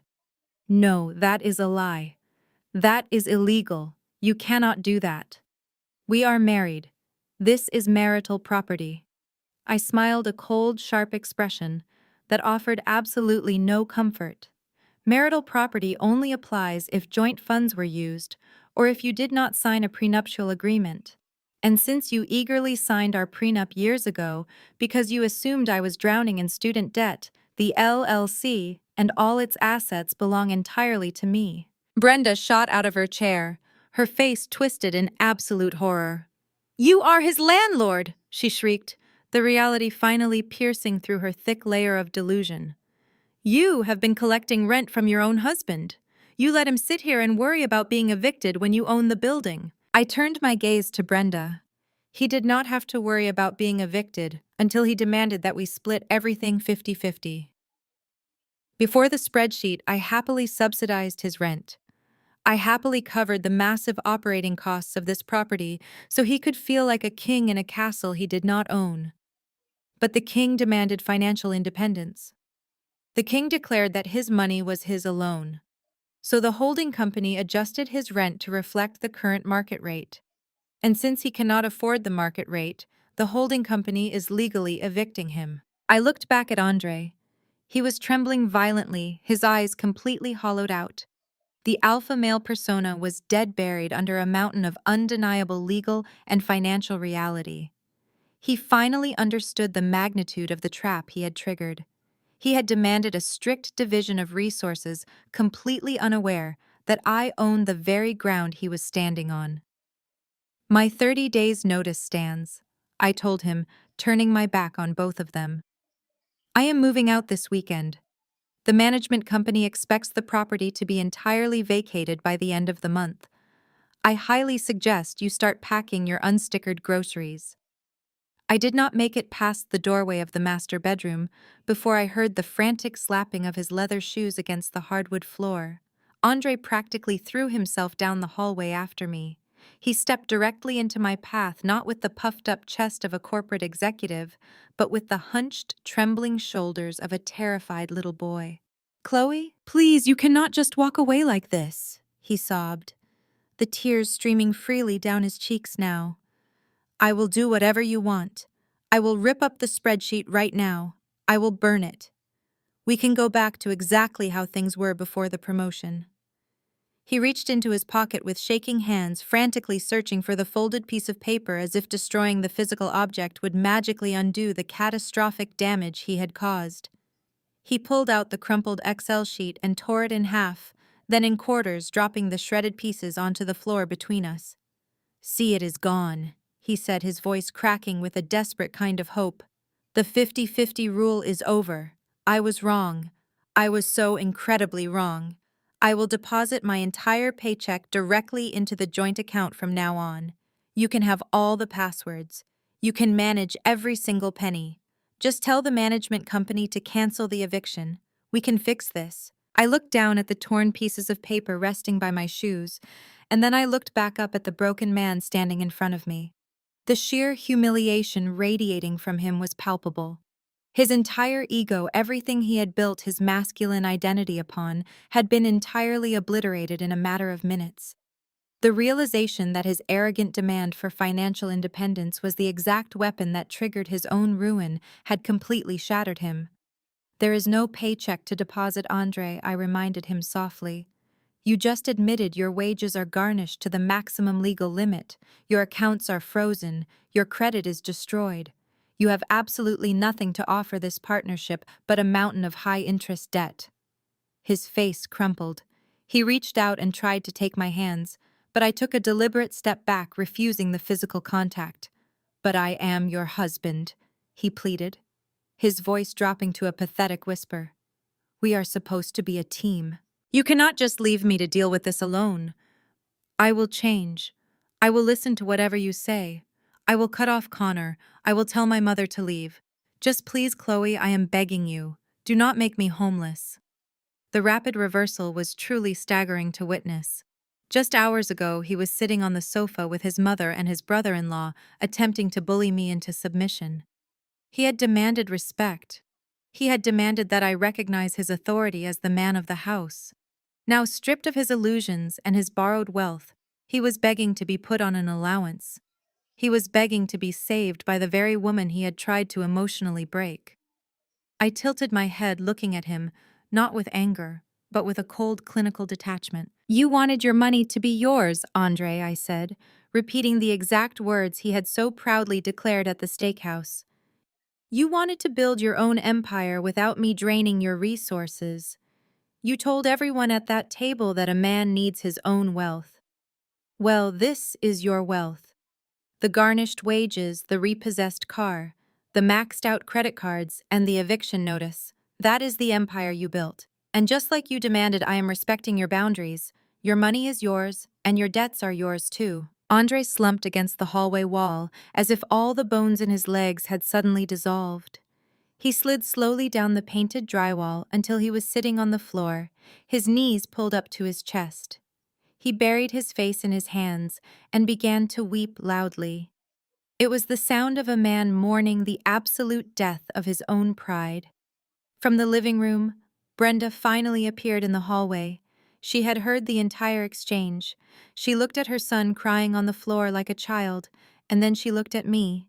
The venom and the self-righteousness were completely gone from her eyes, replaced by a profound, terrifying realization that she had pushed the wrong woman too far. She had encouraged her son to declare a financial war against a woman who owned the battlefield. "What are you going to do?" Brenda asked, her voice barely above a whisper. Her hands were shaking as she clutched her designer purse against her chest. "I am going to pack my bags," I replied smoothly. "I am going to move into a beautiful new home. And I am going to let my holding company deal with the eviction process for this unit. I highly suggest you help your son find a moving truck, Brenda, because the sheriff will not care about his vice president title when they come to change the locks next month." I turned my back on both of them, walked into the master bedroom, and quietly locked the door behind me. I left Andre sitting on the floor, amidst the shredded remains of his spreadsheet, drowning in the inescapable reality of the life he had demanded. I had barely placed my overnight bag on the bed when the heavy pounding started against the master bedroom door. The sheer force of it rattled the brass hinges. The pathetic weeping I had left in the hallway was entirely gone, instantly replaced by a vicious, calculated rage. Brenda had realized that crying was not going to save her son, so she reverted to the only other tactic she knew: intimidation. "You open this door right now, right?" "Chloe," Brenda screamed, her voice shrill and echoing violently through the wood. "You think you are so smart? You think you can just pack a bag and leave my son with nothing? You clearly do not understand how the law works in this state." I did not answer. I calmly walked into my massive walk-in closet and began pulling silk blouses from their velvet hangers. "If you walk out that front door, it is abandonment," Brenda yelled, her fists hammering against the doorframe. "And if you want a divorce, you better prepare yourself to pay up. You just admitted to hiding major assets from your husband. That LLC was formed during the marriage. That makes it marital property. Do you hear me? Half of C&A Holdings belongs to Andre. Half of this luxury townhouse belongs to Andre. Half of your precious investment portfolios belong to him." I folded a pair of trousers and placed them neatly into my leather overnight bag. Outside, Andre was trying to shush his mother, his voice muffled and panicked, but Brenda was entirely out of control. She had smelled money. She had done the mental math on the 8-figure balances she saw in my binder, and her greed completely overrode her embarrassment. "He is going to take you to the cleaners, Chloe." Brenda shrieked, her voice reaching a hysterical pitch. "We are going to hire the most aggressive divorce attorney in the city. We are going to demand alimony. He has become accustomed to a certain lifestyle, and you are legally obligated to maintain it for him. He is going to get your business. He is going to get your trust fund. By the time we are done with you, you will be the one renting a cheap apartment." I zipped up my overnight bag. I smoothed my hair in the vanity mirror, took a deep breath, and walked over to the bedroom door. I unlocked the deadbolt and pulled the door open. Brenda nearly fell forward into the room, her hands still raised in a tight fist. Her face was flushed, a dark, angry red, and her chest was heaving. Andre stood a few feet behind her, looking completely terrified of the monster his mother had just unleashed. "You want to talk about attorneys, Brenda?" I asked, my voice dangerously soft. I stepped out of the bedroom, carrying my leather bag over my shoulder. I walked right past her, ignoring her heavy breathing, and headed straight down the hallway toward my home office. Brenda and Andre followed closely behind me. Brenda practically stepping on my heels, convinced she had finally struck a nerve and forced me into a corner. I reached the closed mahogany door of my home office. I reached out, turned the brass knob, and pushed the door wide open. Sitting comfortably in one of my leather guest chairs was a tall, sharply dressed African-American man with graying temples. He had a sleek leather briefcase resting on his lap and a polite professional smile on his face. He had been sitting in that room for the last 2 hours. He had listened to the entire family intervention. He had heard Connor's toxic alpha male speech. He had heard Brenda's fake medical emergency exposed. And he had just heard Brenda threatening to take half of my empire. Brenda stopped dead in her tracks, nearly colliding with my back. Andre peeked around her shoulder, his eyes widening in confusion. "Brenda Andre," I said cheerfully, gesturing toward the man in the chair. "I would like to introduce you to Julian. He is the senior partner at the family law firm that represents my holding company." Julian stood up, buttoning his tailored suit jacket, and gave them a brief, entirely unbated nod.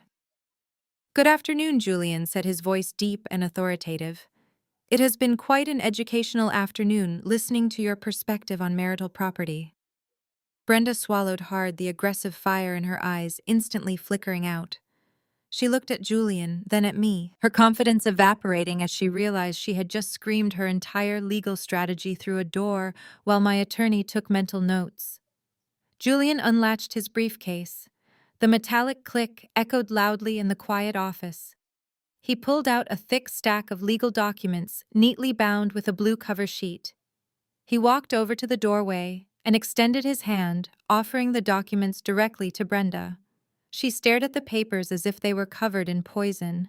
She refused to take them. Andre hesitantly reached out and took the stack from Julian's hand.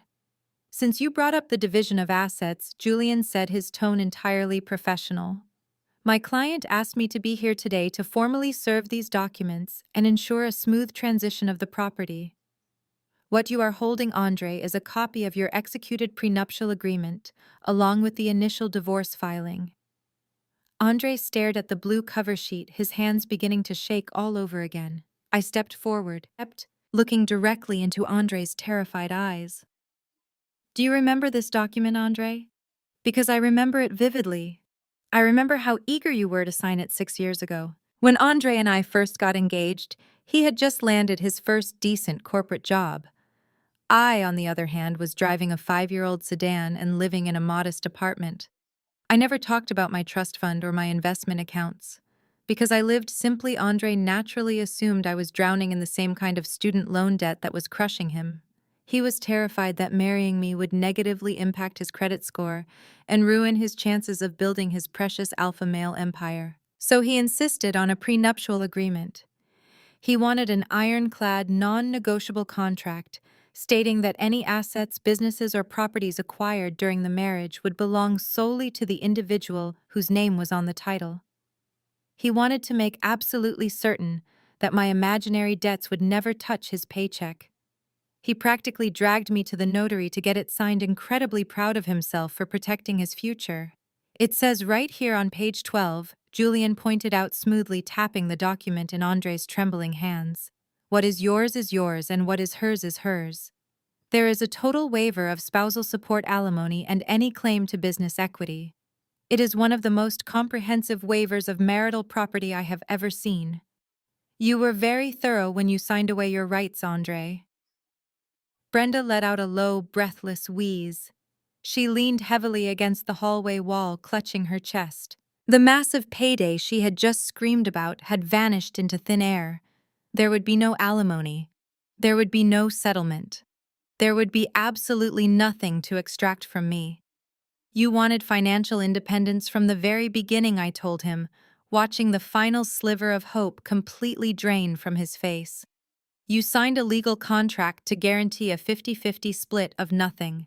You assumed I was a liability, so you legally walled yourself off from my assets. C&A Holdings is entirely mine. The investment accounts are entirely mine. You protected yourself right into poverty, Andre." Andre did not drop the papers. He just held them against his chest, staring at the floor, completely paralyzed by the catastrophic magnitude of his own arrogance. He had set a trap for me 6 years ago, and he had just spent the last 3 weeks sprinting directly into it. The heavy mahogany front door suddenly clicked open, sending a gust of cold, damp wind down the hallway. Connor stepped back into the foyer, vigorously shaking the heavy rain from his expensive cashmere coat. He had not driven away after all. He had been standing on the covered front porch waiting for Brenda so he would not have to leave his mother-in-law stranded in a thunderstorm. But because my home featured high ceilings and echoing hardwood floors, Connor had heard every single word my attorney had just said. Connor walked slowly down the hallway, his leather shoes squeaking slightly from the dampness. He stopped right behind Brenda and looked over her shoulder at the blue-covered legal documents clutched tightly against Andre's chest. The look of utter disgust that had been on Connor's face earlier had evolved into something much colder. It was pure, unfiltered contempt. "You signed a prenuptial agreement?" Connor asked, his voice slicing through the heavy silence of the hallway.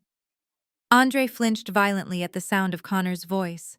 He slowly turned around, his eyes wide and pleading like a trapped animal. "Connor, please, it is not what you think. I signed it years ago. I was just trying to protect my own credit score. I did not know she was going to use it to buy the house out from under me." Connor let out a harsh, barking laugh that held absolutely no humor. He stepped closer, towering over Andre, looking down at him as if he were a piece of garbage stuck to the bottom of his shoe. "You were trying to protect your credit score," Connor mocked, his voice dripping with venom.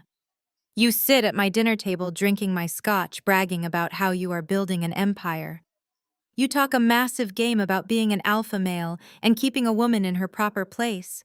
And all this time you were just a broke fraud who signed away your entire future because you were too stupid to read a contract. Connor, man, do not do this."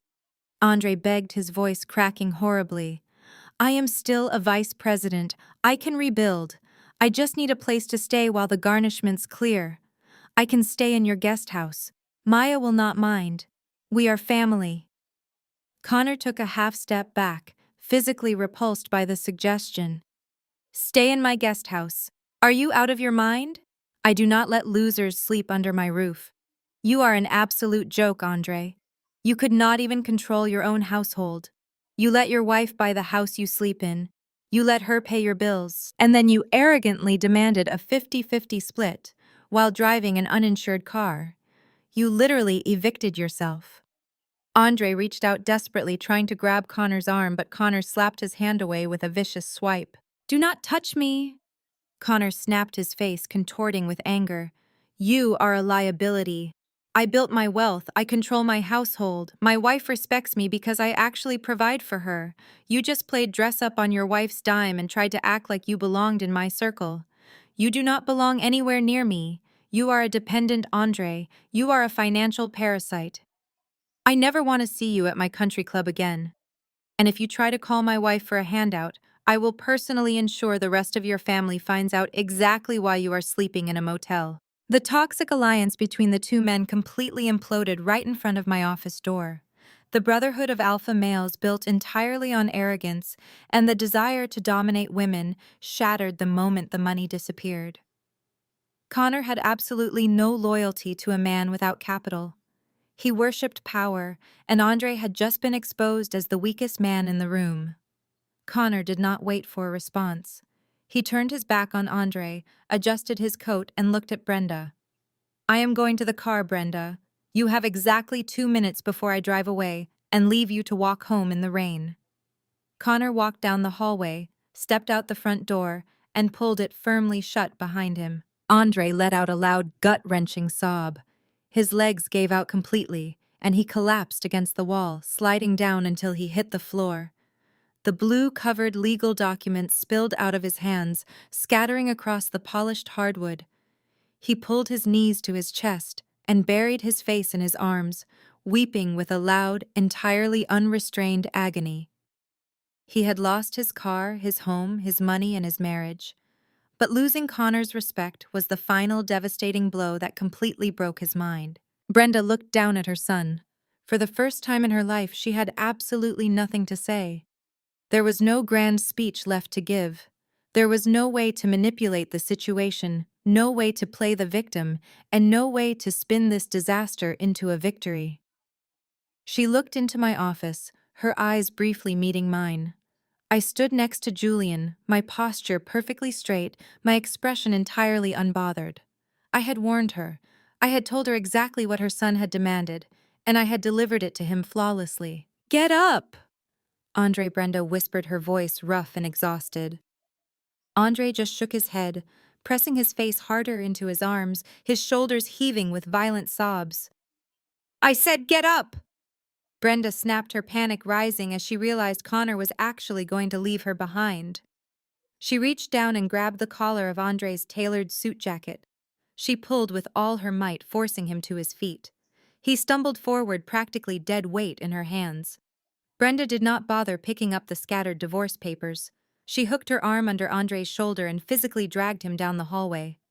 He was stumbling, weeping openly, his expensive Italian leather shoes dragging awkwardly across the floor. He looked like a wounded soldier being hauled off a battlefield of his own making. I stood in the doorway of my office and watched them go. I watched Brenda struggle with the heavy front door, pulling her broken golden child out into the freezing storm. I watched the door close, shutting out the sound of the wind and the rain, leaving my home in absolute peaceful silence. Julian stepped out of the office and stood beside me, looking down at the scattered documents on the floor. "Well," Julian said calmly, adjusting his tie, "I believe that constitutes a successful delivery of service. Would you like me to send a moving company to clear out his belongings, or should we let the sheriff handle it when the 30 days expire?" I looked at the empty foyer, taking a deep, refreshing breath of the quiet air. "Send the movers," I replied, a genuine smile finally breaking across my face. "Put his unstickered groceries in a box and leave it on Brenda's front porch. I want every trace of his 50-50 empire out of my house by tomorrow morning." The house was blissfully quiet for exactly 4 hours.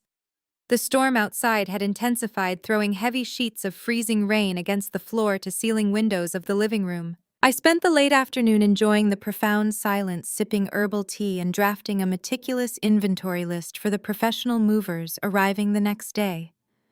I assumed Andre was sitting in his mother's cramped guest room, finally absorbing the absolute ruin of his life.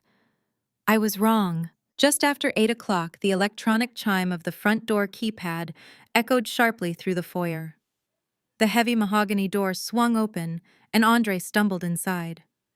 He was completely soaked to the bone. His expensive suit was ruined, clinging to his shivering frame, and his leather shoes left muddy puddles on the pristine hardwood. Brenda had clearly realized the financial liability she had just inherited. Once the reality set in that her golden child had zero assets, maxed out credit, and garnished wages, her unconditional maternal love apparently reached its limit. She had driven him right back to my house and dropped him off in the rain. Andre did not stop to take off his shoes. He did not look at me or say a single word. He sprinted past the living room, his wet shoes slapping loudly against the floor, and charged straight up the main staircase. A few seconds later, I heard the heavy, solid oak door of the master bedroom slam shut. The sharp metallic click of the interior deadbolt sliding into place resonated down the hallway. I set my teacup down on the kitchen island and walked calmly to the bottom of the stairs. I did not rush. I climbed the carpeted steps with slow, measured precision until I reached the closed door of the master suite. "I am not leaving, Chloe," Andre shouted from the other side of the heavy wood. His voice was muffled but thick with a frantic, desperate energy. "I spent the last 3 hours at the public library reading up on the laws in this state. You cannot just kick me out because you own the holding company. I am a legal resident of this address. I have tenant rights." I stood in the hallway, crossing my arms over my chest, listening to him grasp at the absolute bottom of the barrel.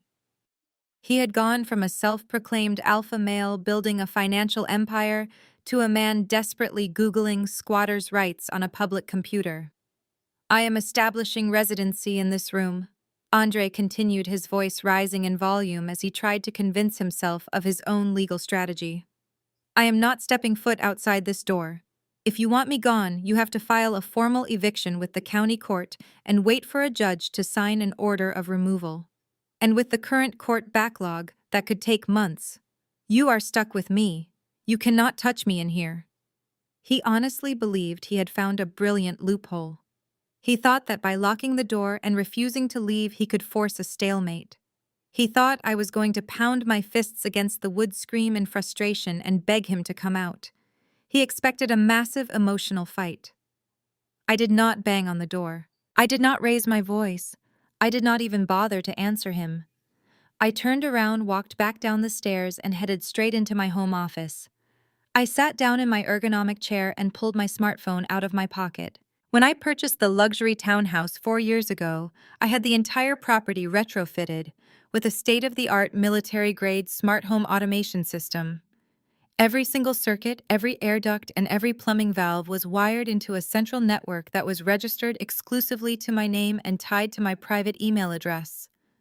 Andre used to brag to his friends about the voice-activated lights and the automated blinds, completely oblivious to the fact that I held absolute dictatorial control over the digital ecosystem of the house. I unlocked my phone and opened the primary management application. The interface glowed brightly in the dim office, displaying a complete digital blueprint of the townhouse. I tapped the screen, selecting the zone labeled Master Suite. I started with the most obvious necessity. I tapped the electrical grid icon and disabled the smart breakers for the master bedroom and the ensuite bathroom. Instantly, a muffled shout of confusion echoed down the stairs. The recessed lighting, the bedside lamps, and the television in the bedroom were immediately severed from the grid. He was plunged into pitch-black darkness. Next, I opened the climate control menu. It was a miserable, freezing rainstorm outside, and the temperature was dropping rapidly. I selected the motorized dampers in the HVAC system that fed the second floor. With a simple swipe of my thumb, I commanded the vents in the master suite to snap completely shut. I turned off the localized heating zone. The rest of the house remained perfectly warm and comfortable, but his room was going to turn into an icebox within the hour. Finally, I navigated to the digital plumbing manifold. The master bathroom featured a massive rainfall shower and a luxury soaking tub. Andre probably thought he could comfortably camp out in the suite, taking hot showers and drinking from the tap while he played the role of a defiant squatter. I tapped the electronic shutoff valves for the hot and cold water supply lines running to that specific wing of the house. No showers, no tap water, no flushing toilets. I leaned back in my chair looking at the glowing blueprint on my phone. The master suite was now a dark, freezing, dry box. I tapped one last icon on the screen. The two-way intercom system. Andre, I said, my voice projecting crystal clear through the hidden ceiling speakers in the pitch-black bedroom. I heard him jump. Chloe, he yelled back, panic lacing his voice. Turn the lights back on. What are you doing? The power is out. The power is not out, I corrected him calmly, my voice filling the dark room. The lease agreement guarantees your physical occupation of the space until the 30-day eviction notice expires. You are absolutely right about the law. You can stay in that room. However, the utility accounts are registered exclusively in my name. They are paid in full from my private checking account. I paused, letting the silence stretch just long enough for the reality to sink into his terrified brain. According to the strict 50-50 financial boundaries you demanded at the steakhouse, I continued, my tone entirely polite and clinical. I am no longer subsidizing your lifestyle. I am under no legal obligation to provide complimentary electricity, climate control, or running water to a tenant who is in active default. You wanted your independence. You wanted your resources to be strictly your own. Congratulations, Andre. You are completely off the grid. Enjoy the dark. I tapped the screen and disabled the intercom system, cutting off his frantic, desperate shouting mid-sentence. I set my phone face down on the desk. The house was perfectly quiet again, save for the faint rhythmic drumming of the rain against the glass. I stood up, walked into the beautifully lit climate-controlled kitchen, and poured myself a generous glass of expensive red wine. He wanted to claim squatter's rights in his own personal empire. I was more than happy to let him sit in the dark and freeze while I packed my bags. I woke up at 6 in the morning feeling more rested than I had in years. The severe storm from the night before had completely passed, leaving the morning sky a crisp, brilliant blue. The house was perfectly silent. I walked into the kitchen, which was still fully powered and comfortably warm, and brewed myself a final cup of coffee using the imported stainless steel espresso machine. I stood by the large bay window sipping my drink and waited for the final phase of my exit strategy to begin. At exactly 8 o'clock, the heavy, deep rumble of a commercial diesel engine vibrated through the driveway. I watched as a massive white moving truck backed up to the front entrance. I set my coffee cup down, unlocked the heavy mahogany front door, and stepped out onto the porch to greet the moving crew. The foreman, a broad-shouldered man named David, walked up the steps holding a digital tablet. I did not give him a basic tour. I handed him a master floor plan of the townhouse and a thick manila folder filled with itemized receipts. I told David that every single piece of furniture, every high-end appliance, and every piece of electronics on that list belonged exclusively to me. I wanted the house stripped bare by noon. David took one look at the organized paperwork, blew a sharp blast from a silver whistle around his neck, and a crew of 8 professional movers swarmed into the townhouse with heavy-duty dollies, moving blankets and rolls of packing tape. The loud, chaotic noise of the movers rolling equipment across the hardwood floors finally drew Andre out of his freezing sanctuary.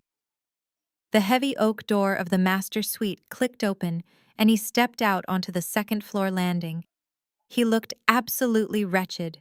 He was wearing 2 layers of thick wool sweaters, his hair was a disorganized mess, and he was violently shivering. He had spent the entire night locked in a pitch-black icebox without a single drop of running water. He leaned over the wooden railing, rubbing his tired eyes, trying to process the sudden invasion of his home. His eyes widened in absolute horror as he watched 2 burly movers wrap our custom Italian leather sofa in thick blue padding and hoist it into the air. "Hey," Andre yelled, his voice cracking from the cold air. "Put that down! What do you think you are doing? You cannot take that!" He rushed down the main staircase, nearly tripping over his own feet in his panic. He ran directly up to David, puffing his chest out in a pathetic attempt to assert his authority. "I am the man of this house," Andre demanded, pointing a shaking finger at the foreman. "I did not authorize any moving company to come in here. Put my furniture down right now and get off my property." David did not even flinch. He looked at Andre completely unbothered, and then looked over at me. I calmly walked over to the foyer table and opened my master binder. I pulled out the original invoice for the Italian leather sofa, clearly showing it had been paid in full with my personal credit card 3 years ago. I held the receipt up for David to see. "My property," I said smoothly. "Load it onto the truck." David nodded, completely ignoring Andre, and signaled his men to keep moving. The 2 men carried the massive sofa right past Andre, forcing him to step back against the wall to avoid getting hit. Andre spun around to face me, his face red with a mixture of anger and sheer panic. "Chloe, stop this right now," he pleaded. His voice rising in hysteria. "You cannot just empty the house. I live here. Where am I supposed to sit? Where am I supposed to sleep?" I smiled, stepping out of the way as another mover rolled a massive 85-inch OLED television past us on a padded cart. "You are a vice president, Andre," I reminded him cheerfully. "You have a 6-figure salary and you are building your own financial empire. Surely a high-value man like yourself can furnish his own apartment without relying on his wife's resources. You wanted strict financial independence. I am simply removing my assets from your space." The next 3 hours were a fast-paced, highly satisfying blur of ruthless efficiency. The movers dismantled the house room by room, and Andre followed them around like a powerless ghost, watching his luxurious lifestyle literally walk out the front door. He watched them unplug the high-end washer and dryer, rolling them away and leaving empty white gaps in the laundry room. He watched them roll up the expensive Persian rugs, exposing the bare hardwood floors underneath. He stood in the kitchen and watched a mover carefully pack up the stainless steel espresso machine, the premium blender, and the imported dining table where he had so proudly presented his Excel spreadsheet just weeks prior. At one point, he tried to physically block the doorway to the guest bedroom, claiming they could not take the bed because he needed somewhere to sleep since the master suite was freezing. I simply handed David the receipt for the premium memory foam mattress and the custom bed frame. The movers politely asked Andre to step aside. When he refused, David pulled out his phone and offered to call the local police to verify the ownership of the property based on the receipts. Andre instantly backed down, shrinking away from the door, terrified of having a police cruiser show up in front of the neighbors. He watched them break down the bed and carry it out in pieces. By 11:30, the luxury townhouse had been completely gutted. The thick, moving blankets were folded, the dollies were loaded back onto the truck, and David handed me a final manifest to sign. I tipped the crew generously, thanked them for their exceptional speed, and watched the heavy metal door of the moving truck roll down and lock into place. I walked back inside the house to grab my overnight bag. The transformation was staggering. Without the expensive rugs, the plush furniture, and the modern art on the walls, the townhouse looked massive, cold, and entirely hollow. My footsteps echoed loudly against the bare walls. I found Andre standing exactly in the center of the empty living room. He looked incredibly small. There was no sofa to sit on. There was no television to watch. There was no coffee table to rest his feet on. The only thing left in the entire room was the crumpled, torn pieces of his printed spreadsheet still scattered on the floor near the hallway. He was staring blankly at the bare white wall, his arms hanging uselessly at his sides. The heavy gold Rolex he had financed on credit slipped slightly down his wrist, catching the bright midday sunlight streaming through the bare windows. It was the only piece of luxury he had left, a $10,000 watch he could not afford to pay off, ticking away the final seconds of his fake alpha male empire. I slung my leather bag over my shoulder and walked toward the front door. "The utilities to the master suite will remain off," I told his back, my voice echoing through the empty room.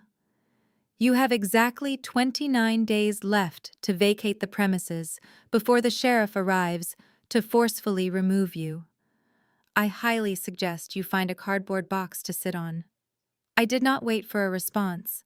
I walked out of the house, locked the heavy front door behind me, and walked down the driveway toward my waiting car, leaving him completely alone in the echoing void of his own creation. I spent my first weekend of freedom in a sprawling, fully furnished penthouse suite at a luxury downtown hotel, enjoying the panoramic views of the city skyline. I slept peacefully on a king-sized bed with high-thread count sheets, completely unbothered by the storm I had left behind in the suburbs. Andre, on the other hand, spent his weekend sleeping on a pile of his expensive winter coats on the bare hardwood floor of an empty, echoing living room. But the physical discomfort of the empty house was nothing compared to the absolute nightmare that awaited him when the sun came up on Monday morning. The corporate world is incredibly unforgiving, especially in high-stakes sales. In his industry, perception is everything. You have to look like money to make money.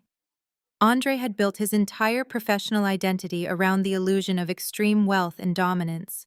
He had just been promoted to vice president, a title he thought made him a god among his peers. But a title cannot iron a dress shirt. When Andre woke up on Monday, the reality of his 50-50 empire set in immediately. Without the high-end washer and dryer, and without the cash to afford a premium dry cleaning delivery service, he was forced to put on a suit that was hopelessly wrinkled from being tossed on the floor. Because I had shut off the hot water to his master suite, he had to use the downstairs powder room to wash his face with freezing cold tap water. He looked disheveled, exhausted, and completely stripped of his usual arrogant polish. Then came the commute. He needed to get to the corporate plaza. His luxury sports sedan was sitting in an impound lot. His debit account was frozen. His credit cards were maxed out and declining. He pulled out his smartphone to order a premium black car service, but the rideshare application instantly rejected his payment method. He had zero liquid cash to even call a basic taxi. Andre was faced with the ultimate humiliation for a man who constantly preached about being an alpha male provider. He had to open the company directory on his phone, find the address of a junior sales associate, and beg for a favor. He sent a text message to a 23-year-old entry-level employee named Devin. Andre used to relentlessly boss Devin around, making the young kid fetch his coffees and run his administrative errands. Now Andre was texting him, making up a pathetic, transparent excuse about his sports car being in the shop for custom detailing, and casually asking if Devin could swing by the townhouse to give his vice president a ride to the office. 20 minutes later, Devin pulled up to my property in a practical 5-year-old economy sedan. Andre walked out of the million-dollar townhouse looking like a crumpled, exhausted mess. He climbed into the passenger seat of his subordinate's cheap car. The ride to the corporate plaza was painfully awkward. Andre tried his best to assert dominance, talking loudly about quarterly market strategies and client acquisitions, but Devin was just staring at Andre's wrinkled collar and the heavy dark bags under his eyes. Andre was no longer the boss. He was a dependent. When they arrived at the firm, Andre tried to stride through the glass lobby doors with his usual swagger, purposely flashing his heavy gold Rolex to distract from his sloppy appearance. But the armor was already cracked, and the corporate grapevine was about to shatter it entirely. In the financial and sales sectors, human resources and payroll departments talk. It is an unavoidable reality.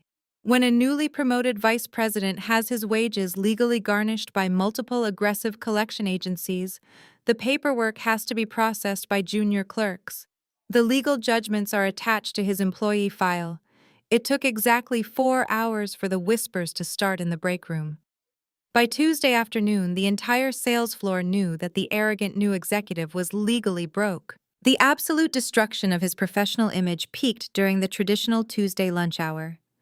Historically, Andre built his dominant persona by taking the junior executives out to lavish upscale bistros. He loved sitting at the head of the table, ordering expensive appetizers for the boys, and slapping down his platinum card to cover the bill. He loved the feeling of junior men thanking him for his generosity. That Tuesday, a group of young associates approached Andre's glass office, eagerly asking where the new vice president was taking them to celebrate a recently closed deal. Andre completely froze behind his desk. He did not have the platinum card anymore.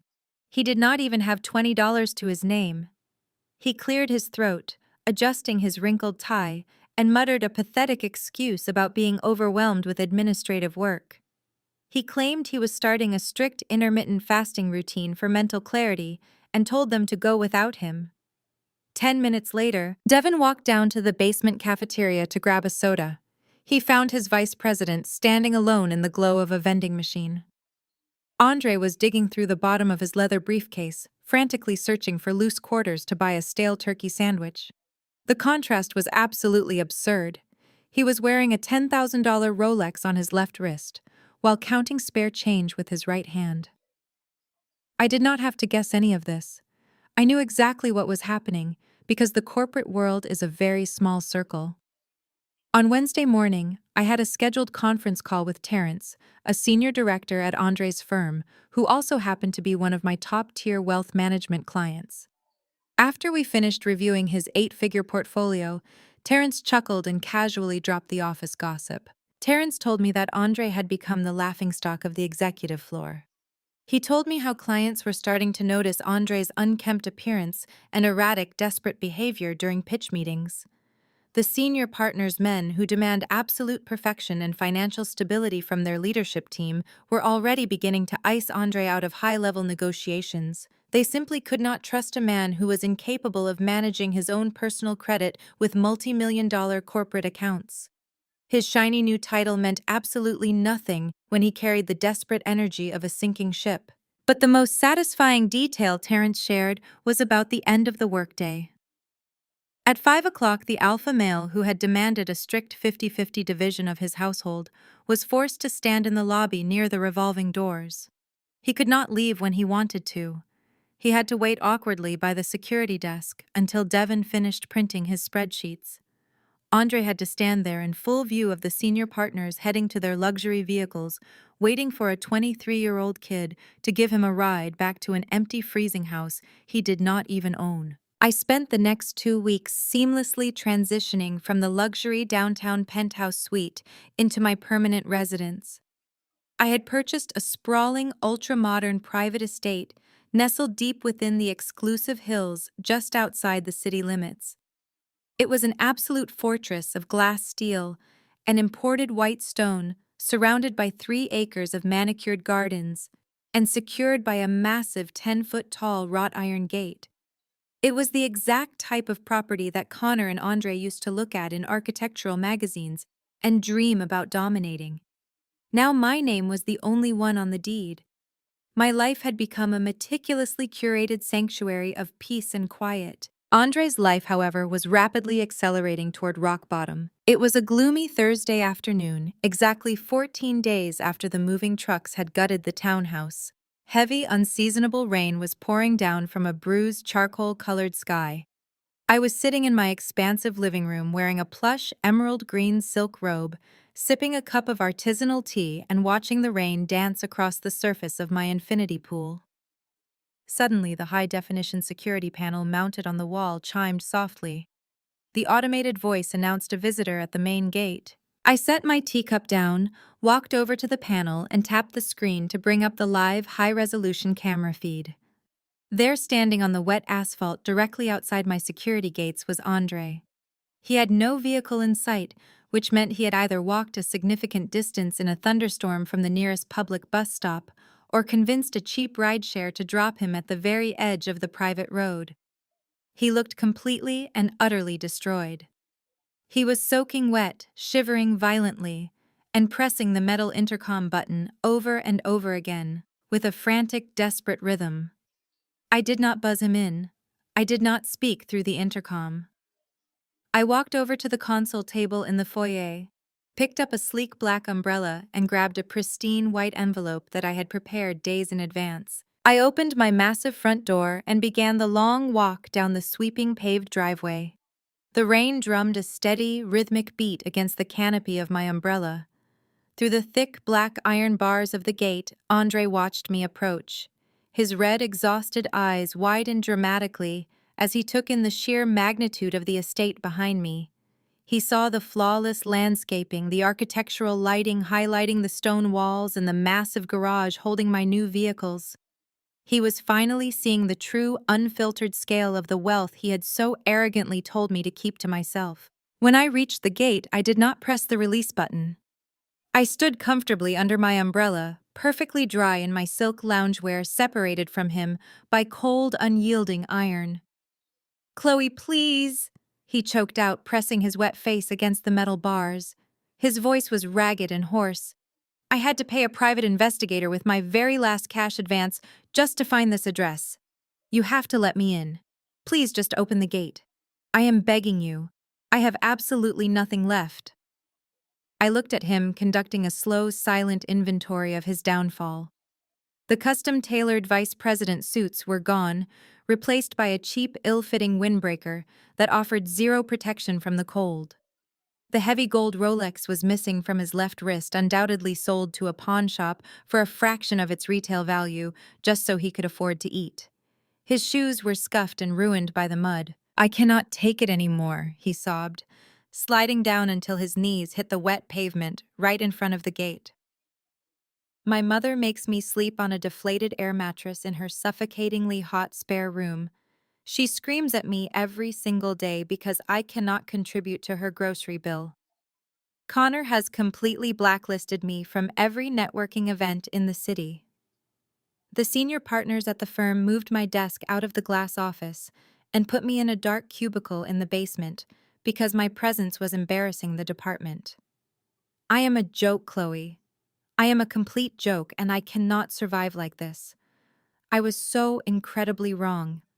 I was blinded by my own ego, and I listened to the wrong people. I will do whatever it takes to earn your trust back. Just let me come inside. Let me be your husband again. I listened to his entire speech without blinking, my face an impenetrable mask of calm. I felt absolutely zero pity for the man kneeling in the puddles outside my fortress. He was not apologizing because he loved me. He was apologizing because he was intensely uncomfortable. He missed my money, my pristine credit score, and the bulletproof financial shield I had provided for his fragile ego. He missed playing the role of the king while I quietly paid for the castle. I shifted the handle of the umbrella to my shoulder and held up the crisp white envelope. I reached forward and slid it carefully through the narrow gap between the heavy wrought iron bars. It fluttered down and landed directly on the wet asphalt mere inches from his trembling hands. He stopped crying for a fraction of a second, looking down at the heavy paper. "What is this?" he asked, his voice shaking with a pathetic, desperate glimmer of hope. He reached out and picked it up, cradling it in his hands. He genuinely thought it was a check. He truly believed that I had finally taken pity on him, that his tears had broken me down, and that I was providing him with a financial lifeline to escape his mother's guest room. I looked down at him, my expression utterly detached and cold.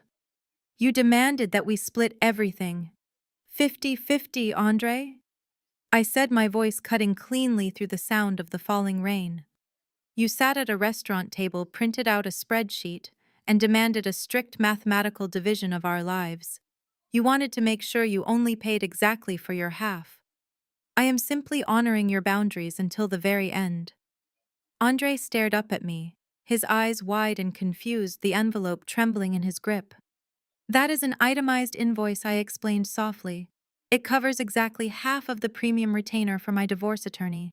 It covers exactly half of the county court filing fees. And it covers the administrative cost of the private process server, who will be showing up to your basement cubicle tomorrow morning to formally serve you with the divorce papers in front of your coworkers." Andre stared at the white envelope as if it had just grown fangs. A fresh wave of absolute paralyzing horror washed over his wet face. He dropped the envelope onto the pavement and scrambled to his feet, grabbing the iron bars with both hands and shaking them weakly. "Chloe, no, please do not do this to me," he screamed, his voice cracking with pure terror. "You cannot just leave me with half the legal fees. You know my wages are garnished to the maximum limit. You know my bank accounts are completely frozen. I cannot even afford a cheap apartment, let alone an attorney to represent me in court. How am I supposed to pay for my half of a divorce?" I offered him a soft, chilling smile. "That sounds like a vice president problem," I said, my voice perfectly level. "Not a Chloe problem. I highly suggest you ask Connor for a loan." I did not wait for him to respond. I turned my back to the gate and began walking up the long, beautiful driveway toward my sanctuary. I could hear him screaming my name, rattling the iron bars, begging and pleading into the storm, his voice breaking with utter despair. But I did not turn around. I simply walked through the massive double doors of my estate, closed them firmly behind me, and locked him out of my life forever. 6 months passed in the blink of an eye. The transition from the chaotic, freezing storm of my old life to the absolute tranquility of my new estate was nothing short of magnificent. I spent my summer mornings swimming laps in my private infinity pool and my afternoons expanding my financial consultancy firm. Without the dead weight of a fragile male ego constantly dragging down my resources, my net worth surged. My life became a testament to the peace that follows when you finally stop subsidizing the people who disrespect you. The legal dissolution of my marriage was just as smooth and silent as my departure. Because Andre had been so incredibly arrogant during our engagement, absolutely terrified that my imaginary debts would ruin his pristine credit score. The prenuptial agreement he had forced me to sign was an ironclad masterpiece. It was a flawless legal shield. When the final court date arrived in late August, it took the judge less than 15 minutes to review the documents and sign the decree. I walked into the courtroom wearing a tailored designer suit, flanked by Julian and his team of associates. Andre walked in alone. He could not afford legal representation. His wages were still being heavily garnished, and his credit was entirely obliterated, so he was forced to represent himself. He stood before the judge wearing the same wrinkled, ill-fitting windbreaker he had worn at my gate in the rain. He tried to argue that the holding company should be considered marital property because we lived in the townhouse together, but the judge quickly silenced him, pointing out the explicit waivers he had initialed on every single page of the contract. There was no alimony, there was no division of assets, there was no financial settlement whatsoever. I walked out of that courthouse completely whole, retaining 100% of my wealth, my properties, and my peace of mind. Andre's reality, however, was a relentless downward spiral into the exact life he had demanded. The 30-day eviction notice had expired without a single ounce of mercy from my holding company. On the first of the month, the county sheriff arrived at the luxury townhouse to oversee the formal lock change. Andre was forced to pack the few cheap belongings he had left into garbage bags and load them into the back of his mother's compact car. He had nowhere else to go, so he had to move back into Brenda's house. Brenda lived in a cramped, outdated two-bedroom bungalow on the other side of the city. Her central air conditioning unit had broken down 3 years prior, and because she had spent all her money on cosmetic surgeries instead of home maintenance, the house was a suffocating, unventilated oven during the peak of summer. The poetic justice of their living arrangement was almost too perfect to put into words. Brenda had sat in my living room and screamed at me for failing my duties as a supportive wife. She had demanded that I submit to her son and fund his lavish lifestyle so he could feel like a king. Now she was the one stuck supporting him. She was the one cooking his meals, doing his laundry, and listening to him complain about his ruined life in a sweltering hot house. Her golden child had become an absolute financial parasite, bringing in almost zero income because the collection agencies were seizing his paychecks before they even hit his bank account. The daily stress of supporting a grown, financially illiterate man quickly shattered Brenda's unconditional maternal love. Through mutual acquaintances, I heard that their house had become a constant war zone of screaming matches and bitter resentment. She was finally experiencing the crushing weight of the alpha male provider she had raised. But the most satisfying collapse of all did not belong to Andre. It belonged to Connor. Connor, the arrogant, Scotch-swirling brother-in-law who had stood in my living room and lectured me about basic economics. The man who had mocked Andre for being a broke fraud and bragged endlessly about the massive empire he was building for his wife Maya. As it turned out, Connor's entire kingdom was nothing but a fragile house of cards, built on a foundation of massive fraudulent leverage. 2 months after my divorce was finalized, the federal regulators and corporate auditors finally caught up with Connor. He had been running a sophisticated embezzlement scheme within his own investment firm, siphoning client funds to pay off the exorbitant high-interest debts he had accumulated to maintain his country club lifestyle. He was living exactly like Andre, financing a fake reality on borrowed money, but on a much larger, more criminal scale. The illusion shattered violently. Maya, Andre's sister, woke up one morning to find federal agents executing a search warrant on their sprawling suburban mansion. The bank seized their joint accounts, the luxury vehicles were repossessed from their driveway in broad daylight, and the prestigious country club publicly revoked their membership. Maya called me a few weeks later. She was sobbing hysterically through the phone, completely devastated and entirely blindsided. Connor had controlled all the finances, insisting that she deposit her paychecks into his accounts while he handled the big picture. He had convinced her that a good wife never questions her husband's financial decisions. She had surrendered her entire autonomy to him, and in return, he had left her completely bankrupt and legally entangled in his massive fraud investigation. Maya had to sell her designer clothes and jewelry just to afford a retainer for a defense attorney. She was forced to move out of her foreclosed mansion and rent a tiny, dilapidated apartment on the outskirts of town. Connor was facing severe federal charges and years in prison. The men who shout the absolute loudest about being high-value providers, the ones who constantly demand submission and lecture women about traditional household dynamics, are almost always the ones with the emptiest pockets and the darkest secrets. They use the performance of dominance to hide their own profound insecurities and financial incompetence. Sitting in the sunlit breakfast nook of my new estate, I look back on that dinner at the steakhouse not as a moment of betrayal, but as the greatest catalyst of my entire life. That color-coded spreadsheet was the key that unlocked my absolute freedom. As a Black woman in America, the societal conditioning we endure is incredibly toxic and deeply insidious. From the time we are young girls, we are subtly trained to be the mules of the world. We are taught that our value is intrinsically tied to our ability to endure suffering, carry massive burdens in silence, and sacrifice our own well-being to uplift the men around us. We are fed this dangerous narrative of the strong black woman who will work 3 jobs, drain her savings, and shrink her own brilliant light just so a man's fragile ego does not feel threatened by her success. We are told that if we make too much money, we need to hide it. We are told that if we buy a house, we should put his name on the deed, so he feels like a leader. We are conditioned to believe that asking for an equal financial partnership makes us masculine or difficult to love. The community constantly pressures us to build a man up, to hold him down, while he figures his life out entirely ignoring the fact that the moment he gets on his feet, he will often sprint toward a woman who never had to see him struggle. I played that game for years. I hid my 8-figure portfolios. I quietly paid the massive property taxes and the exorbitant association fees. I absorbed the crushing financial weight of our luxury lifestyle so Andre could walk around feeling like a titan of industry.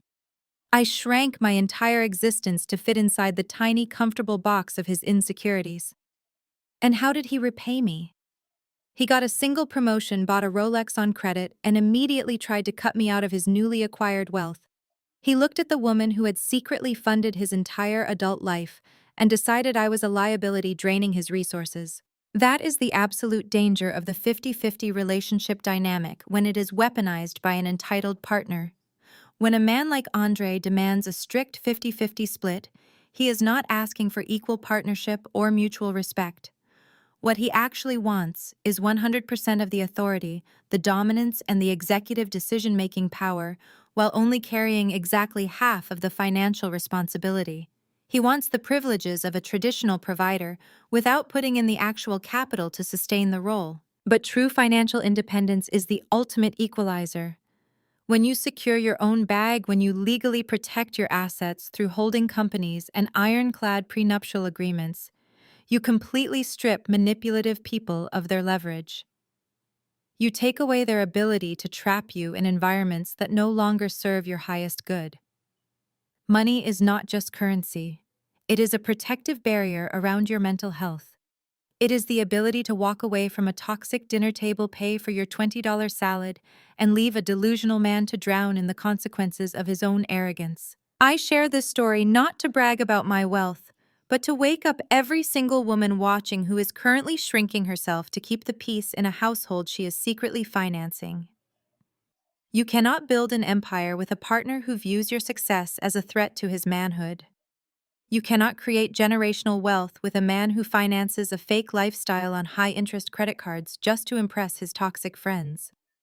And you absolutely cannot heal a family dynamic that is rooted in financial extortion and emotional manipulation. Stop carrying the weight of the world on your shoulders for people who would not even offer you an umbrella in the rain. Stop apologizing for your ambition, your intelligence, and your tax bracket. Demand respect, and if they refuse to give it to you, take your assets and walk out the front door. Never let anyone make you feel guilty for protecting your peace, your sanity, and your assets. If a man demands 50-50, make sure you give him exactly what he asks for. Have you ever had a partner or family member try to weaponize your own money against you? Let me know in the comments below. Hit subscribe if you love a good return on investment.